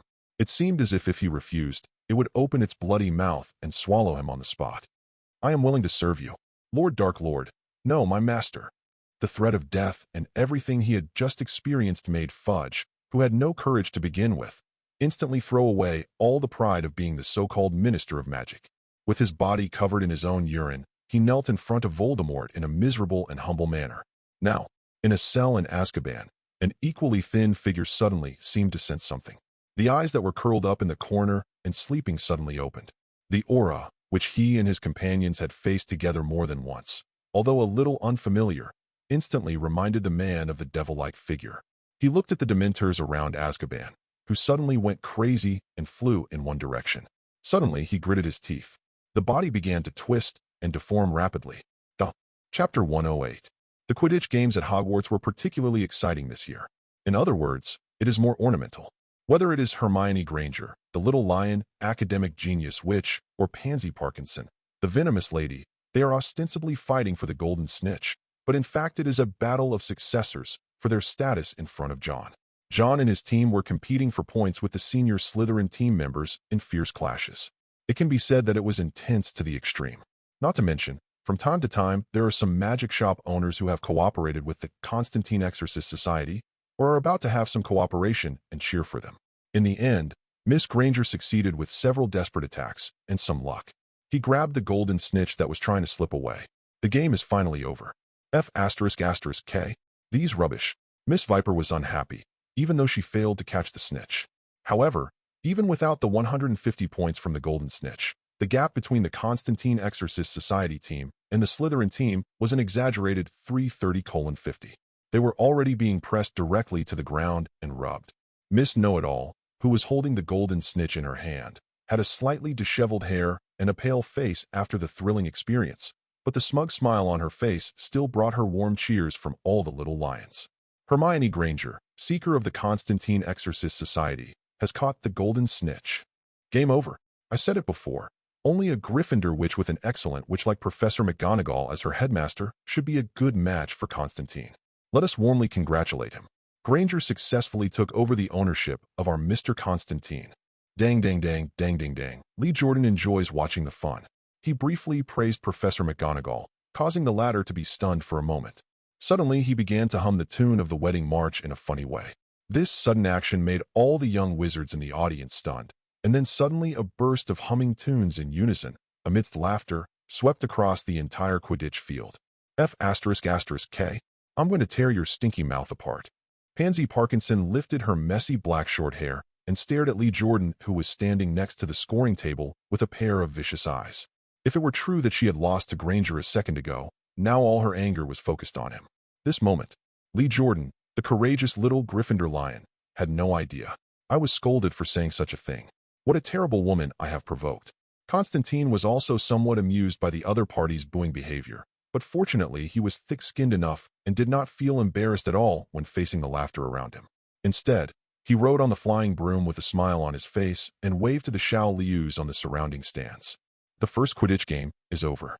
Everyone began to disperse, and in the next few days, competitions between other teams will be held until the real first place emerges. This year's Hogwarts Quidditch champion. John, you are so strong. I was scared when I saw 3 fifth-year Slytherin players bumping into you. Me too. John, why do I feel like you seem to be much stronger than before? Yes, you seem to have grown taller again. In the Great Hall restaurant of Hogwarts at night, the members of the Konstantin Exorcist Society, who had won a Quidditch game, were excitedly eating and discussing what had happened during the game. Even Neville rarely spoke more. It's all my fault. If I had flown faster, I wouldn't have been scored by those Slytherin guys. Hearing this, Miss Know-It-All's mouth corners slowly curled up. While handing a plate of sliced sausages to John, he snorted. He met Miss Viper, who was sitting at the Slytherin table, and his voice seemed to be deliberately raised. Neville, if you don't put a few balls in, are we going to make our opponents so angry that they can't even eat dinner? We are friends, aren't we? Pansy Parkinson. As the eldest daughter of the Parkinson family, she had never suffered such a great humiliation. Although they get along well with each other in the club on weekdays, almost everyone can see that they don't get along outside the club. Granger, you little b******ch. Konstantin will never marry a muggle in the future. The knife in her hand made a squeaking sound as it scraped against the plate. However, Draco, who was sitting next to her, looked at Pansy, whose aura was so low that Crabbe and others dared not approach her, and shook his head slightly. I don't think it's a big deal whether it's muggle or not. Obviously, John will be an exorcist first, then a wizard, and then a muggle. So he probably won't mind. Shut your mouth, Malfoy. Dinner is over. Other young wizards either found a place to play wizard chess in 2s or 3s, or strolled in the Hogwarts castle with young couples. However, John was just about to do some simple mediation between Miss Know-It-All and Miss Viper. Suddenly, Snape called him to his potion room. Try this potion. John looked at the red potion in front of him, which was still warm and had bubbles rising from it from time to time, like a red fat man's happy water. John glanced at Earl Hayworth, who was nailed to the cross and fell into a coma like a piece of bacon. Without waiting for him to ask, Snape spoke calmly. I refined a portion of his blood and added 2 drops of Fox's tears as a blend. In theory, this should be able to achieve the effect I want. Hearing this, John nodded and picked up the bottle of medicine without hesitation. Amid the sound of tons drinking, John sat on the chair, while Snape held a notebook and a quill, waiting for his response expectantly. If he changed his black bat wizard robe, which always remained the same style, into a white coat, John felt that he might have really entered the role of a guinea pig. Under the dim light, John slowly felt the changes in his body. 5 minutes later, hearing and smell perception began to become sharper, and vision, Snape immediately began to record with the quill in his hand. After 10 minutes, the muscles in the body begin to become tight and strong. The blood flow in the blood vessels speeds up, and the strength increases rapidly. 20 minutes later, my mind feels tense. My spiritual sense is enhanced. As time went by, John began to feel the changes in his body becoming more and more drastic, as if there was a force inside his body constantly challenging his limits.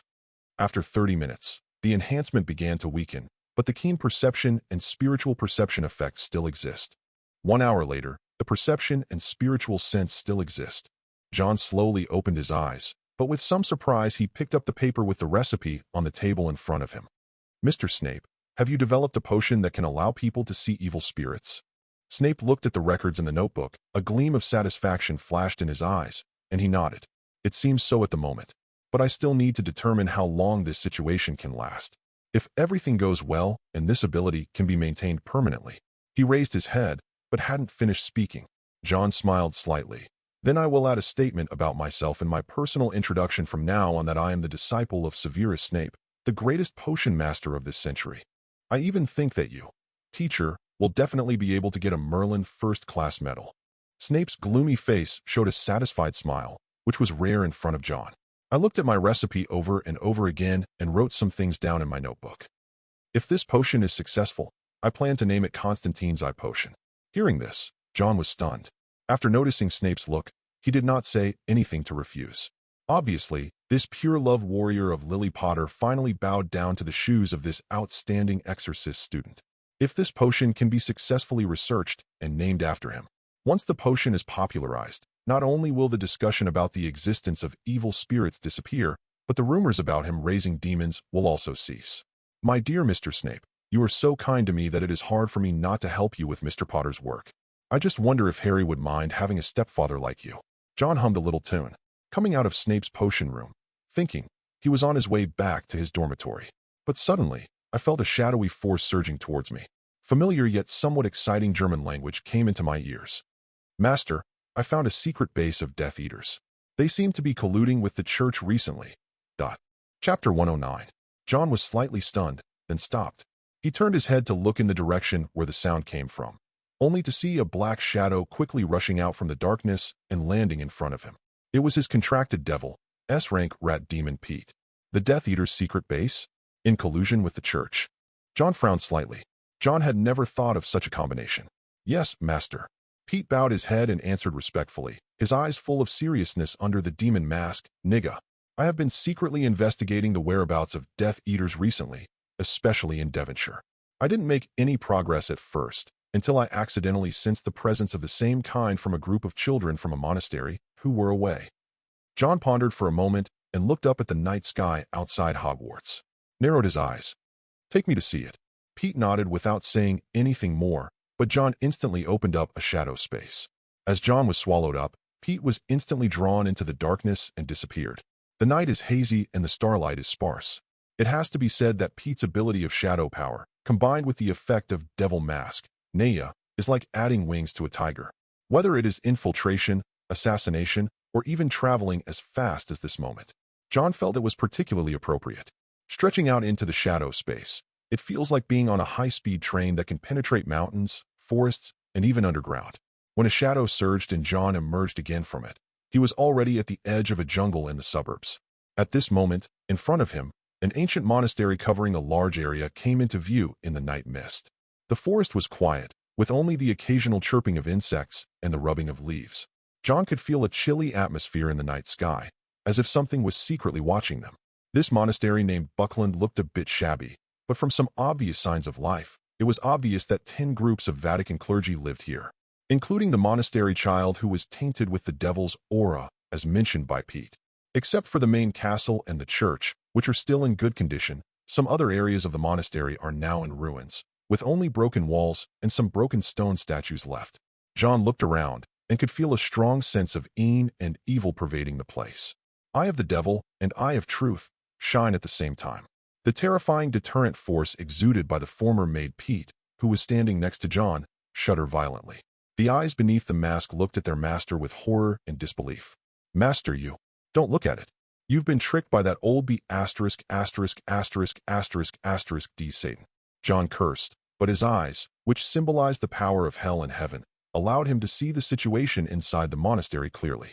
He nodded and put away his doubts and shock. Pointing to a ruin in the monastery, he said, "Master, I have seen Death Eaters coming in and out here before. John nodded, but he did not act immediately.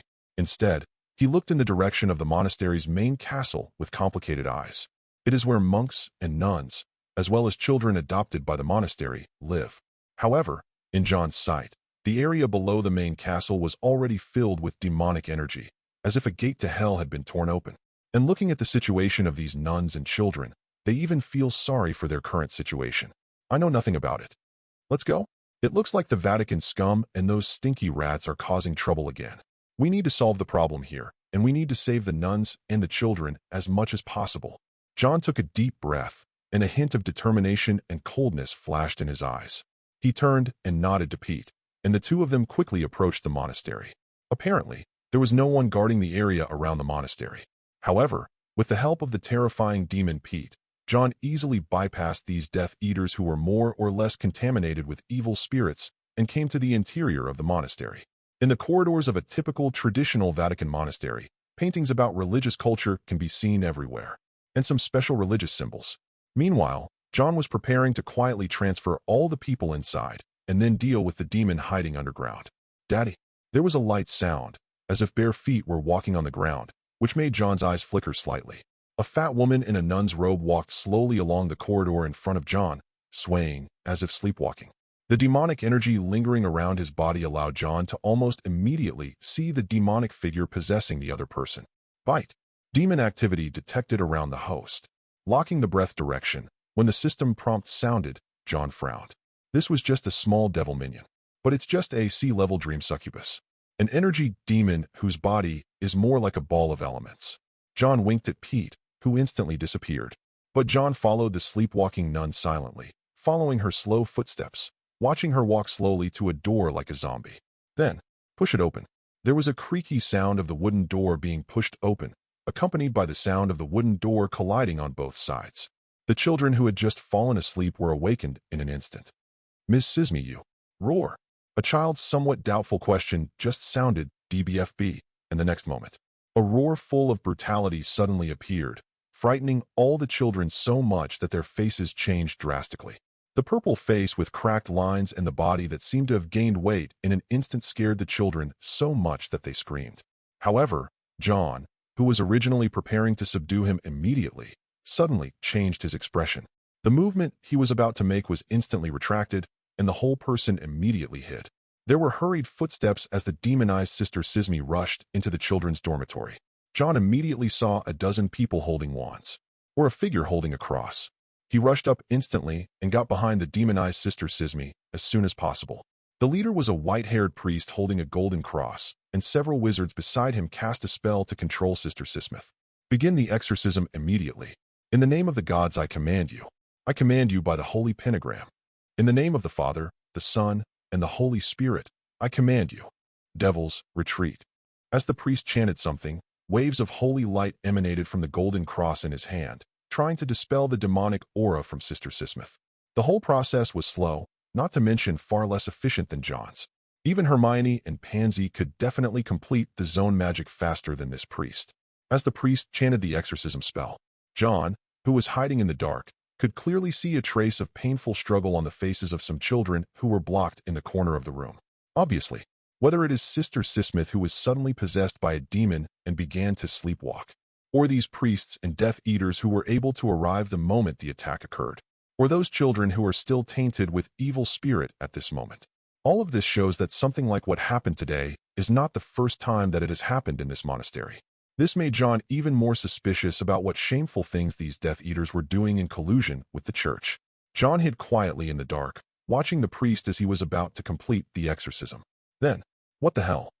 When the leading Death Eater took out a familiar philosopher's stone from his bosom, John almost emerged from hiding and took action on the spot. These guys actually did what Voldemort ordered them to do today. Under John's strange gaze, sea-level dream succubus was expelled from Sister Sisme's body at the moment when it was touched by the magic stone incense beside her.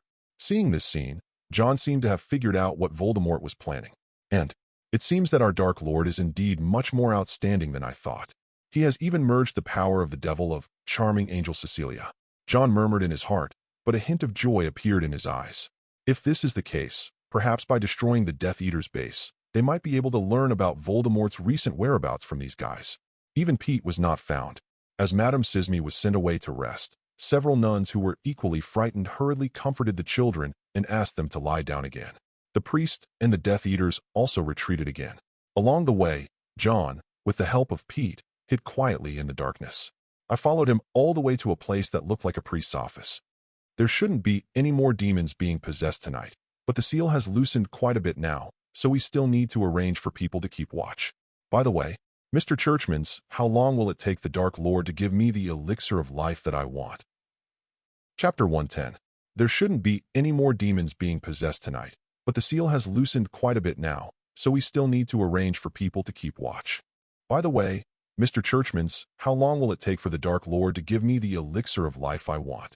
Under the orange light, John saw clearly the appearance of the priest who was speaking. He has a thin face, deep eye sockets, and wears a pair of reading glasses. Overall, he looks like a university professor. However, the decadent aura emanating from his body, which John had also felt from some of the corrupt high-ranking officials of the Holy See, showed him all the time that the guy in front of him was definitely not a good person. Really, just as the other party finished speaking, a masked Death Eater walked in quickly. They didn't realize that at this moment in the room, in the darkness, there was a pair of cold eyes staring at them. "Boss, that woman is dead." As soon as these words came out, the priest's expression suddenly changed. "What? Why did this happen again? This is the 7th time. If it continues like this, I'm afraid this will attract the attention of the Vatican headquarters." 243 inches called the boss by the Death Eaters, and is Mr. Churchill in the priest's mouth. His eyes flickered. He waved his hand lightly. "If he's dead, then he's dead. Just say he was sent to the hospital for treatment, just like before. No one will notice it in a short time. But you, Father Fleming, I hope you can at least stay calm. For the sake of the elixir of life, I think it's just the lives of some insignificant people. Is there any need to hesitate? Since the seal has been loosened, there will definitely be a few more cases of demonic possession in the next few days. All we need to do is capture a few more evil spirits and fill the Philosopher's Stone, and then you can get your elixir of life." Father Fleming swallowed. When he turned around, he happened to see 2 Death Eaters carrying a fat corpse wrapped in white cloth. In the blink of an eye, he left the monastery and disappeared into the darkness. I thought to myself that if only I could have the ability to live forever, and the huge wealth that he had secretly accumulated. The extravagant life of debauchery and extravagance as before will soon return. Mr. Churchill spoke slowly. The voice was hoarse and deep. "The Dark Lord is already preparing the elixir of immortality. I believe there will be results soon." Father Fleming nodded.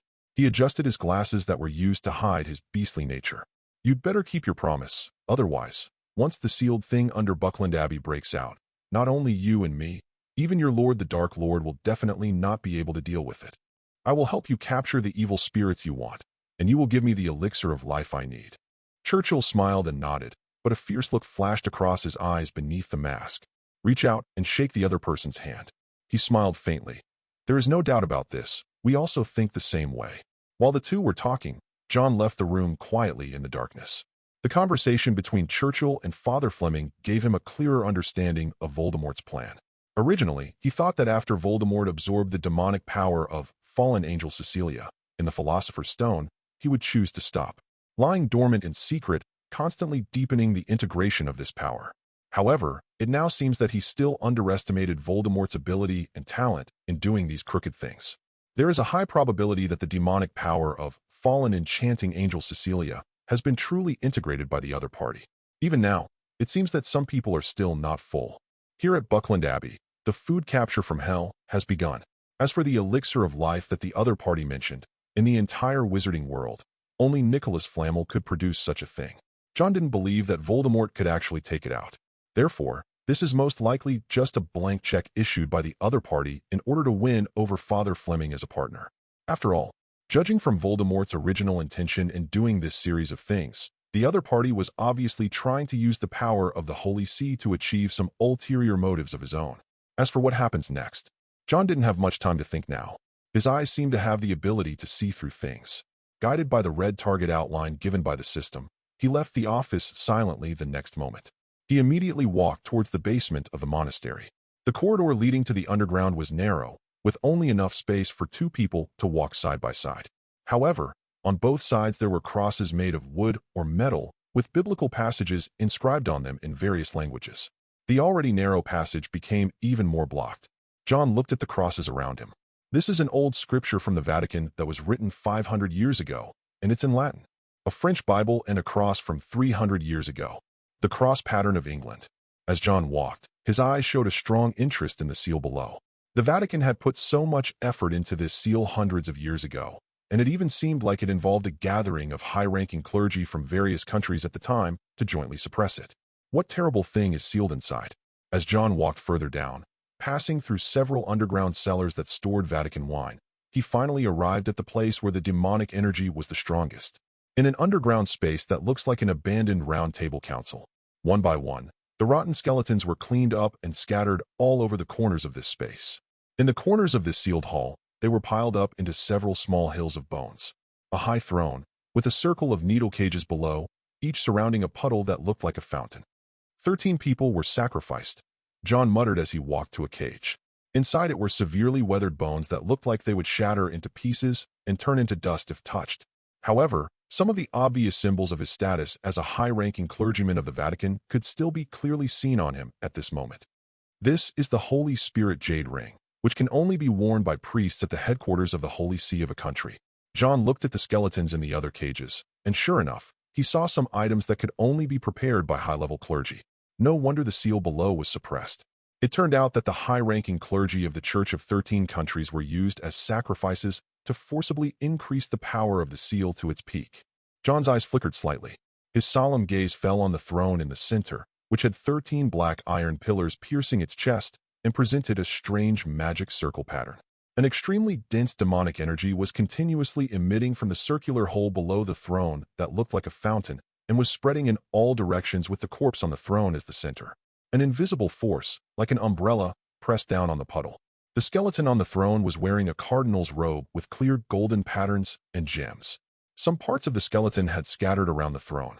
However, the staff that even John could not help but look surprised was stuck like a javelin on the pedestal in front of the throne. The side engraved with the runes of the Bible law faced straight towards the puddle in front. It seems to be intimidating.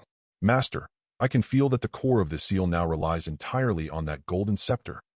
Peter's voice reached John's ears. John nodded slightly and took a deep breath. At this moment, his eyes finally turned to the puddle with 13 chains hanging above it. SSS-class demon Valak. Origin, the 62nd demon among King Solomon's 72 demons. His true form in hell is a child riding on a two-headed dragon with angel wings. During the war between gods and demons in the world, he was strangled and sealed here by the church. A monastery was built to suppress and seal him for a long time to prevent his resurrection. Current seal completeness, 43%. Demon God resurrection progress, 79%. John's pupils, 0.9, suddenly shrank. He had never imagined that the one sealed below would be Valak, one of King Solomon's 72 demons, ranked 62nd. Moreover, according to the system's introduction, Valak had been strangled and sealed here by the Holy See during the Great War between gods and demons. Now, hundreds of years have passed, and the integrity of the seal has dropped to only 43%. However, the progress of the demon's resurrection has reached 79%. This means that as long as the other party is given some more time, this terrifying demon god that has been sealed by the church for hundreds of years will truly revive. John almost wanted to curse. Obviously, the Death Eaters who dared to play tricks on this horrific seal, and even Father Fleming who was in charge of this monastery, were completely unaware of the horror of the sealed object underneath. That really made me laugh, playing with firecrackers at a gas station. Tom Riddle, you are such a playful guy? John's eyes were filled with murderous intent as he sensed the sound of footsteps coming from the direction of the passage he had just come down from. Pete, I need a quiet and clean environment without being disturbed. Chapter 111. Just as John finished speaking, the shadow under his feet suddenly trembled slightly, and it was precisely at this moment that the phenomenon spread to almost every corner of Buckland Abbey. Especially among the shadows hidden among the Death Eater wizards and the surrounding guards, strange figures suddenly emerged. The scarlet eyes matched the ghostly ninja outfit. The moment the Ghost Army appeared from the shadows, it instantly caused several Death Eaters who happened to see this scene to scream in horror. Enemy attack. With a short sound, the sharp kunai instantly cut and pierced the man's throat. The latter's body softened, and the body covered by the black robe seemed to be drained of strength in an instant. In a moment, he fell straight forward. Puff! Just before the opponent fell to the ground, a A short blade followed by a ghost ninja flashed to his side. A ruthless move that pierced through the back of the heart. Instantly, the Death Eater was nailed to the edge of a wall outside Buckland Abbey. At the same time, the Death Eaters who were on guard outside Buckland Abbey, as well as the people inside, suddenly attacked by ghostly ninja figures. The sharp kunai streaked across the night sky, accompanied by the Death Eater's screams of fear and the sound of blood splattering. Buckland Abbey instantly fell into chaos.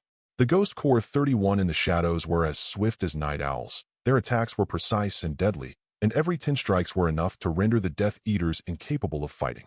In the face of this close-range assassination attack, no matter how quick the wizard's reaction was, there was absolutely no possibility of fighting back. In the corridor leading to the sealed place where John is, the leader of this group of Death Eaters, Mr. Churchill, had a smile on his face under his mask, which showed a hint of joy because he had made another gain tonight. The moment when several knife lights suddenly whizzed in from close range in the darkness. Frozen on the spot. The wand-holding hand of a Death Eater walking in front was cut off on the spot, as blood splattered in the narrow corridor. The shrill wailing, followed by the sound of breaking air from behind, caused Churchill's expression to change drastically in an instant. He took out the magic wand in his hand. A spell would only have enough time to shine for a moment on the tip of his wand. The next moment he felt a black hand suddenly grabbing his shoulder. Crack! A sharp pain accompanied by the agony of his bones being twisted off on the spot made him utter an uncontrollable wail, and the magic wand in his hand slipped out of his hand powerlessly. F***K. Who are you? He let out a shrill scream. However, the Death Eaters who were originally standing beside him had already been killed on the spot by the ghost ninja. In the dark corridor, the power of shadows surged and spread. Churchill was held down by 2 ghost ninjas on his left and right. The mask on his face had been blown off during the resistance just now, revealing a weather-beaten face with several hideous scars. A cold and low voice came from the darkness. "We need to clear out these ignorant scums." Churchill's expression changed, and there was some confusion and shock in his eyes as he looked at Pete, who appeared from the shadows, accompanied by a masked ninja with red eyes. "Are you an Auror from the German Ministry of Magic?" Obviously, Pete's German made the person in front of him misunderstand his identity. And at this moment, bursts of shrill wails suddenly came from the entrance of the passage behind him. Churchill's expression changed, and he turned back with difficulty, only to see Father Fleming, who was in a mess, being dragged in by 2 ghost ninjas like a dead dog. "Hey, brother, there is no need for us to completely tear each other apart. Not to mention that it is absolutely unacceptable for an Auror from the German Ministry of Magic like you to come to our British wizarding world to arrest people. Do you think that after arresting us today, you can return to the German Ministry of Magic safely? This is Britain. Our great Dark Lord will never let you go." Pete silently looked at the guy in front of him, who had imagined a lot of scenes in his mind. He actually thought he was an Auror from the German Ministry of Magic. However, his silence at this moment seemed to give Churchill some hope of being rescued. "Mr. Auror, you were sent to the British wizarding world to carry out operations. You must not be valued by your superiors and the higher-ups, right? I used to be an Auror as well. Those dirty fat pigs only know how to sit in the office all day, bossing us around and yelling at the people who actually do the work. It wasn't until the Dark Lord showed up that my life really changed. The Dark Lord can make the wizarding world and the entire world what we want it to be. Friends, everyone does this for wealth, power, or the experience of being powerful. These are all what Lord Dark Lord can provide us." Pete shook his head speechlessly, hiding in the shadows, with a gleam of mockery in his eyes beneath the mask. He took a few slow steps forward. The tall and thin body slowly bent down, with a hideous mask and a pair of golden vertical pupils that were obviously not human. He looked down at Churchill in front of him with a joking look. "If I say that I want to become the demon god who controls hell in the future, will your master help me?" Churchill's facial muscles began to tremble instantly. A pair of eyes were filled with disbelief and fear. Beside him, Father Fleming, who had just been captured, had already started shouting in his broken voice the moment he saw Pete's appearance. There was a terrible scream. "Devil! Damn it, another devil appears." Pete smiled grimly. The surrounding shadow force instantly engulfed the 2 of them. When their vision was restored, they were shocked to find that they were in the deepest part of the sealed place. A figure that made Churchill tremble was slowly wandering on the edge of the puddle, thinking about something. "Master, this Death Eater seems to know a lot, so I'll leave him alive." Pete appeared respectfully behind John. Hearing this, John glanced indifferently at Churchill, who was shocked and obviously recognized his identity, and then waved his hand. I've said that the entire monastery must be cleaned up. The situation here will not be so easy to control later. Don't worry, Master. I have knocked out the nuns and the children in the monastery and moved them to the dense forest 500 meters away from here. As for these Death Eaters, he's the last one. A sentence. Father Fleming, who had already been frightened to the point of being limp by Pete's methods, was instantly startled, and Churchill couldn't help but widen his eyes in horror. They are stationed at Buckland Abbey, with over 5,000 members. 50 adult wizards, all of whom were ruthless Death Eaters, were strangled to death without even a hint of resistance. John nodded, and suddenly looked at Father Fleming, who looked panicked. Then why did you bring him here? Peter was startled. After all, he is in league with the Death Eaters, so he could be of some value. Before he finished speaking, John just shook his head indifferently. Take him out of the monastery and get rid of him. Don't let him die too easily. As soon as these words were spoken, Father Fleming was so frightened that his face instantly lost all color. No, no, no, you can't kill me. You are from the church, right? I am also from the church. Believers who kill others will go to hell and be despised by God. You can't kill me. Hearing this, John was amused by his shameless words and burst into laughter on the spot. Father Walter Fleming, you know something about the commandments. Didn't the nun you buried in the woods outside the monastery die at your hands? How ridiculous. You, who have fallen to this point, actually turn around and teach me a lesson. John shook his head. After Father Hayworth, Fleming's behavior made him even more disdainful of the Vatican, which he already had a bad impression of. He sneered and waved at Pete beside him. Watching the other party take action himself, he grabbed the panicked Father Fleming, smiling and waving goodbye to each other. Just like you killed so many people with devilish means, I will criticize and educate him after you are killed. You can't do this. I'm also from the Vatican. His Holiness the Pope, he's humming. As the two continued to struggle and beg for mercy, they were taken away by Pete. John finally slowly put away the smile on his face and looked back at the puddle in front of him. TND, the means originally prepared for Satan and Gabriel. Now it seems that they have to be used here. Chapter 112. TND, I had originally prepared these means for Satan and Gabriel, but now it seems I have to use them here. John murmured.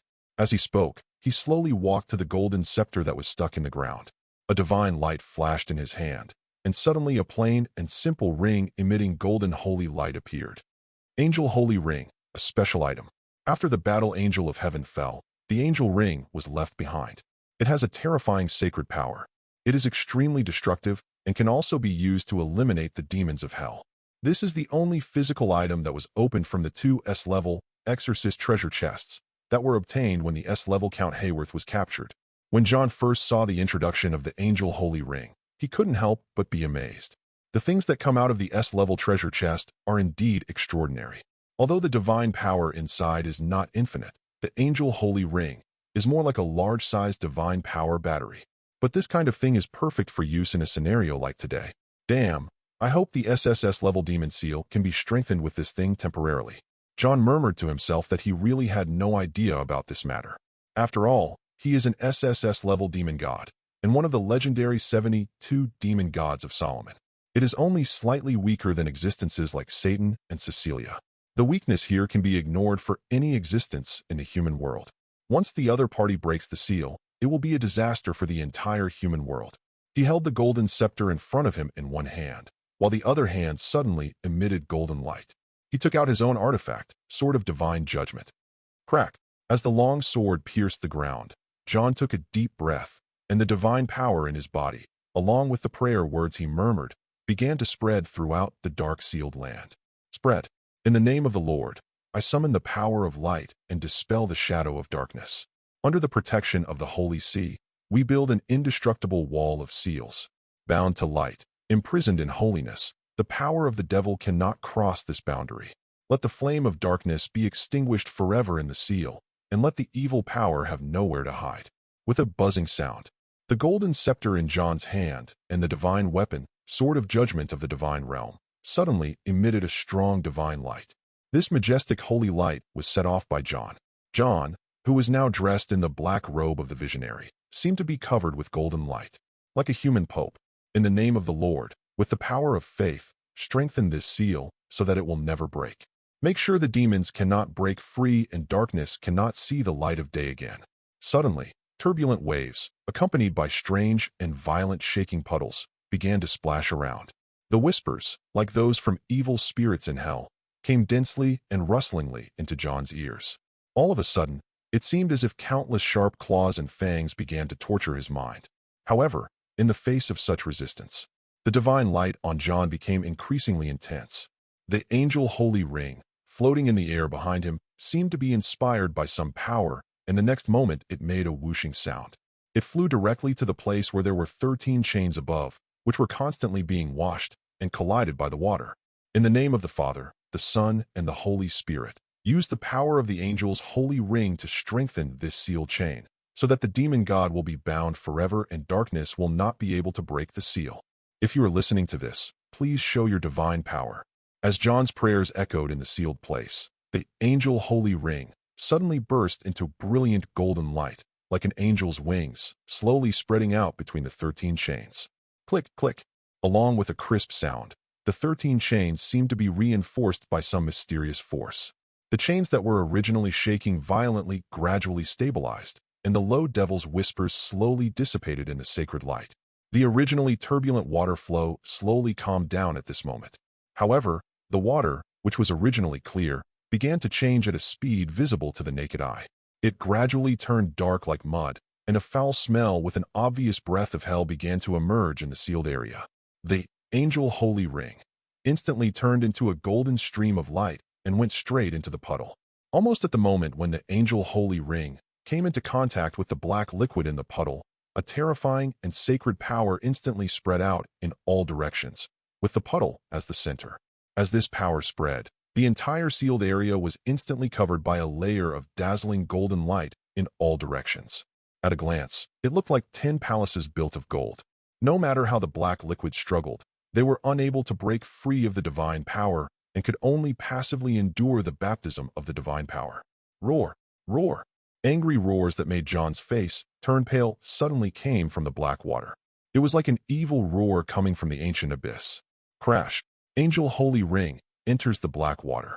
However, it was at this moment that John's body almost froze instantly. A strange human head, only half of it exposed, suddenly and silently emerged from the black water. A pair of vicious eyes stared at John at this moment. It was as if he wanted to remember him completely. John instantly guessed the other person's identity. However, no matter what he was chanting or holding the golden scepter and the sword of judgment of the divine realm with his hands, he did not dare to let go for a moment. Fortunately, this process ends quickly as it comes. As Valak's figure gradually sank back into the black water, John's nervous heart finally calmed down. Current seal completeness, 79%. Demon God resurrection progress, 83%. John.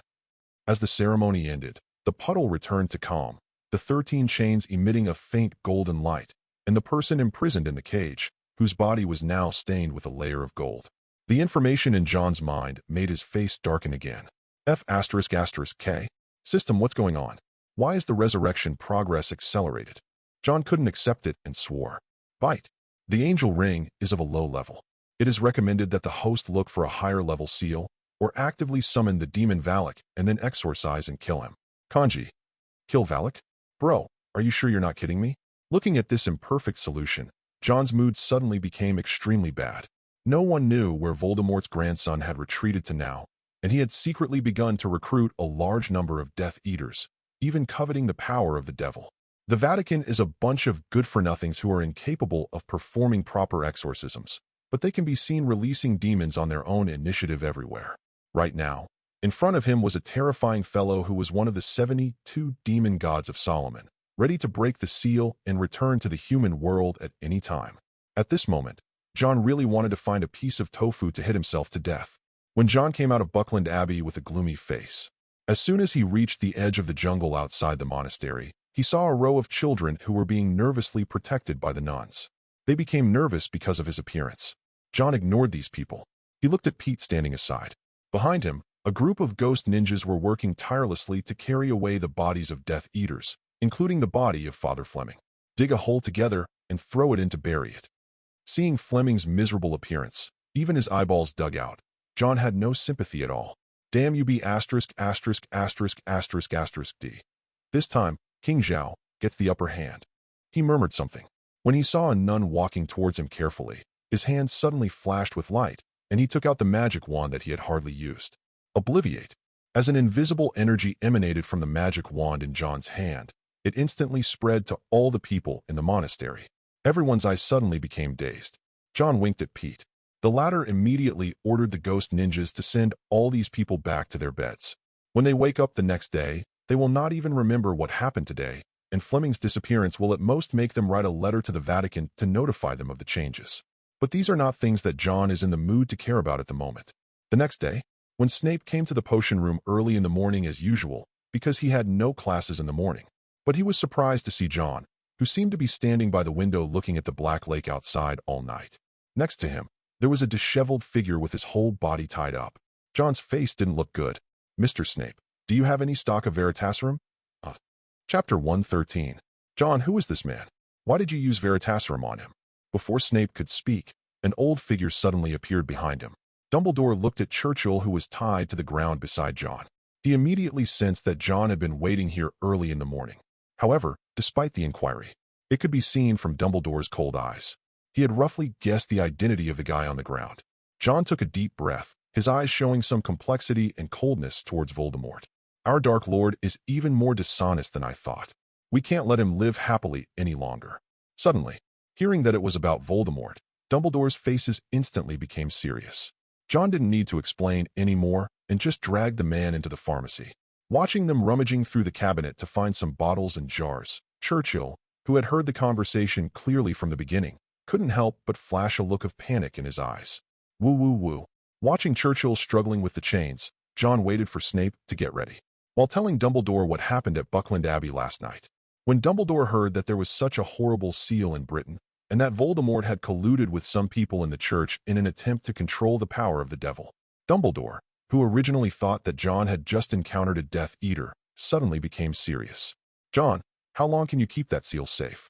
If there is no human damage, there will be no problem for 70 or 80 years, but if there is damage..." John didn't say anything, but the meaning was self-evident. Buckland Abbey is right there, and the sealed place cannot be moved. Since John cannot stay there all the time, he can only let Peter keep some ghost ninjas there. Power secretly guards the seal. The solution John came up with to solve this problem was to obtain more Exorcist treasure chests as quickly as possible and open higher-level holy relics that could be used to strengthen the seal.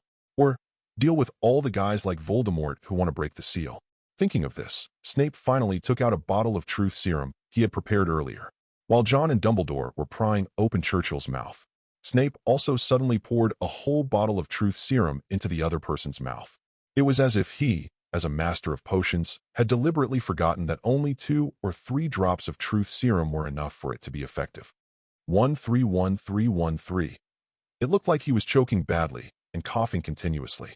But Churchill's eyes were still beginning to become blurry, and John couldn't wait to start asking, "Where is Voldemort?" "Ahem. I don't know. The master is everywhere." Bang! John slapped the other person in the face with a slap on his face. Wait, John, wait. The drug is taking full effect." DBFH. Snape hurriedly stepped forward and grabbed John, who was so angry that he even wanted to extract the other person's soul. Fortunately, at this time, Churchill, whose eyes were completely blurred and no longer showed any signs of struggle, finally spoke again with a stumbling voice. "Master, he needs a lot of food to neutralize the rejection between his body and the power of the demon god." "Food?" Several people frowned. "What food?" Dumbledore demanded. Churchill slowly raised his head, his eyes were blurred, and his facial muscles were twisted into a ferocious and vicious expression. "The wizard's life. The master needs a lot of wizard's life essence to perfect his demon body. Ha ha ha ha, all of you will die." Hearing these words, Dumbledore and Snape's faces instantly became solemn. Voldemort actually needs the life essence of wizards to perfect his demonic body, which means that all wizards in the entire British wizarding world will become his prey. Just think about it, considering Voldemort's current strength and the countless Death Eaters he has secretly gathered. As long as they don't directly attack a heavily guarded place like the Ministry of Magic, but instead attack ordinary wizard families, it can almost be said that it will be an unprecedented disaster. Moreover, he might even attack the students of Hogwarts. "We must act immediately. This matter cannot be delayed any longer," Dumbledore said solemnly. However, no matter how many people asked next. However, it was still impossible to get the exact whereabouts of Voldemort from Churchill. "John Konstantin, you can't stop us. and you can't stop the master from becoming a demon god. The power of the Death Eaters now is beyond your imagination. We have people in almost every country in Europe. Dumbledore's eyes moved, and he winked at Snape beside him.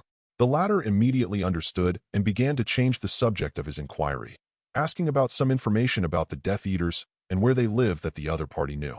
And on Churchill's side, under the powerful effect of the truth serum, as he stumbled over the names one after another that the time traveler John had never heard of, suddenly an idea flashed in his mind. His eyes suddenly widened.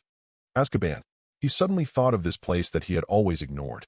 Dumbledore, who heard his exclamation, suddenly realized something, and a look of surprise appeared in his eyes. Yes, Azkaban, Dumbledore murmured. Voldemort has been looking for a way to remove the curse on himself. If he really needs the life essence of a wizard, then he will most likely go to Azkaban. Moreover, many of the core members of the Death Eaters are still imprisoned there. Azkaban, the prison of the wizarding world, holds many extremely evil wizards. Although they were deprived of their freedom, their lives continued. If Voldemort really needed a large amount of life essence, then Azkaban would undoubtedly be a perfect hunting ground. With Voldemort's recovered strength, Azkaban was no different from a buffet to him. We must notify the Aurors immediately and strengthen the defense of Azkaban. Also, I am also going to Azkaban in person. We have not been able to find any information about Voldemort's whereabouts in the British wizarding world for such a long time. It is very likely that he is in Azkaban now. When John asked the Golden Griffin Forge to personally deliver his inference to the Ministry of Magic, Scrimgeour, who was reviewing the authenticity of some reports on supernatural events, was suddenly startled. There was almost no hesitation. He also realized this problem instantly and immediately mobilized the Aurors of the Ministry of Magic, and they all prepared for battle. At the same time, urgent communications were sent to Azkaban through the Ministry of Magic's special equipment. However, amid the ding-ding-ding sounds, there was no reminder that the call was connected. This reaction made Scrimgeour even more aware of the seriousness of the situation. At the same time, Scrimgeour was directing the Aurors to prepare for battle. At the same time, he was communicating with John urgently for feedback. Azkaban. Fudge followed behind Voldemort with a fawning look on his face, his body trembling from time to time as the huge black python connected to the black mist at the other's feet swayed. Master, now that Azkaban is completely under your control, should we immediately launch an attack on the Ministry of Magic? Fudge looked at Voldemort expectantly. Even though he followed Voldemort and acted as his lackey, he was still worried every day. He was afraid that he would become a dried corpse, just like those wizards whose life force was sucked dry by Voldemort because of a bad performance at some moment. But compared to this fear, for a politician like Fudge, the temptation to regain the power of the Minister of Magic is equally huge. However, Voldemort did not answer immediately. He just stood there. He looked at his subordinates following him, the Death Eaters who had once followed him, and now that he had completely taken control of Azkaban, they naturally gained their freedom. Bellatrix Lestrange, Sirius Black's cousin, and the couple who tortured Neville's parents, the Longbottoms, into madness. Master, the Ministry of Magic just sent a communication. They must have discovered something unusual in Azkaban. Even though Bella said this, the smile on her face was full of excitement and madness. If we were to ask who was the most fanatical about Voldemort among the people present, it would definitely be her. Hearing this, Voldemort also smiled and nodded, looking towards the sea around Azkaban where lightning and thunder were flashing. Those terrifying Dementors that were once feared by everyone in Azkaban and the wizarding world are now as obedient as loyal dogs flying around Azkaban. Let us welcome our old friends from the Ministry of Magic, and of course, our Mr. Konstantin.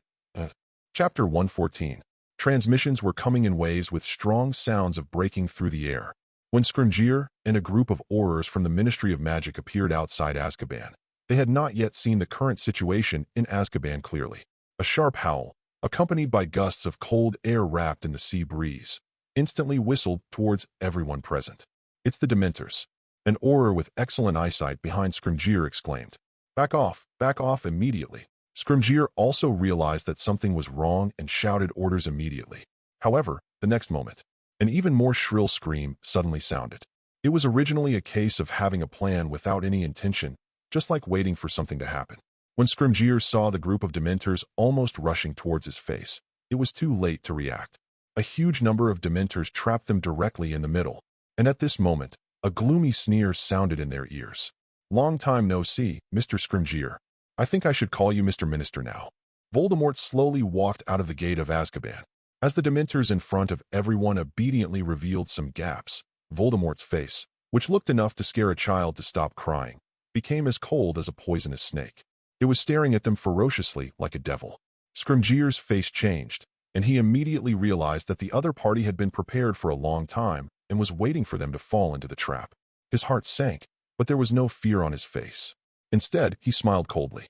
Voldemort, do you think that you can resist our Ministry of Magic just because you control Azkaban? You are simply wishful thinking. He looked directly at the other person without fear and spoke loudly. Although it was obvious that the other party had already planned for him at this moment, he was at a disadvantage, but he did not feel any fear or hesitation because of such an embarrassing situation. Dark Lord Voldemort, today is the day we will arrest you. Every drop of blood flowing in the bodies of all the Aurors in the Ministry of Magic is a warrant for the arrest of you. AB***************************** D. Aurors. Patronus. However, Voldemort just smiled coldly after hearing this, and said nothing more. He slowly raised his hand and waved gently at the Dementors. All of a sudden, the Dementors let out an even more shrill scream, and then rushed towards Scrimgeour and the others like a tide. The white eagle from the tip of Scrimgeour's wand suddenly spread its wings with a loud cry. Just now, with a pure white light, he rushed towards the Dementors in front of him. The next moment, a scene that shocked all the Aurors present suddenly appeared before their eyes. Voldemort had a smug grin on his face. The Dementors, which should have fled in all directions when they saw the Patronus charm, were now facing the roaring eagle Patronus flying towards them, just like mice seeing a cat. Although he was still obviously a little bit frightened, his attack on the Aurors did not seem to be affected at all. Roar! Several Dementors that were caught by Scrimgeour's Patronus let out bursts of shrill wails. The black body collapsed or twisted on the spot. However, there was no intention of escaping. Careful! Scrimgeour's face instantly turned pale upon seeing this, and while shouting a warning, he hurriedly controlled the Patronus to turn around and provide cover. However, as soon as he finished speaking, the Dementors instantly pounced on the Aurors behind him and began to frantically absorb their happiness and hope. Ugh! No! Waves of terrified screams followed. Several Aurors who could also cast the Patronus charm quickly released a beam of white light from the tips of their wands. However, not even giving them time to form their Patronus, the Dementors swarmed in like a swarm of terrifying bats and were already being destroyed by the Patronus charm. Surround them.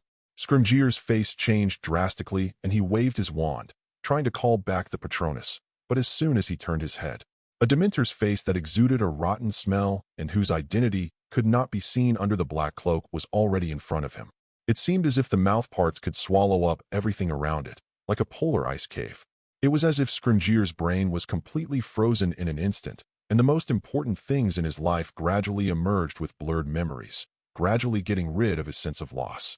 His face turned pale instantly, and as two more Dementors joined in sharing his cake, even an elite Auror as determined as Scrimgeour could not bear the consequences.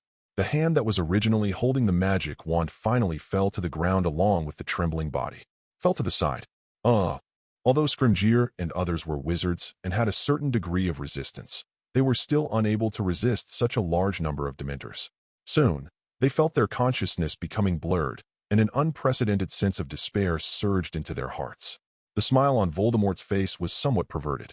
The black demonic energy beneath his body surged, making him float as he came to the Aurors of the Ministry of Magic whose souls were collectively seized by the Dementors. His eyes were fixed on Scrimgeour, who was raising his head with difficulty, as if trying to make eye contact with him. He shook his head with a little regret. You know, Mr. Scrimgeour, if possible, I would actually prefer you to be my Minister of Magic. After all, some of these guys are so useless that they make me feel sick. Except for being obedient enough, there is really no merit in Minister Fudge, who was dismissed by you. Voldemort spoke in a condescending tone, surrounding these Ministry of Magic Aurors who were collectively defeated as soon as they appeared, like a farmer admiring his pet hyena eating. But unfortunately, there is always a loss for every gain. I know you will never be as obedient as he is. Voldemort said it was a pity, but there was no trace of regret in his eyes.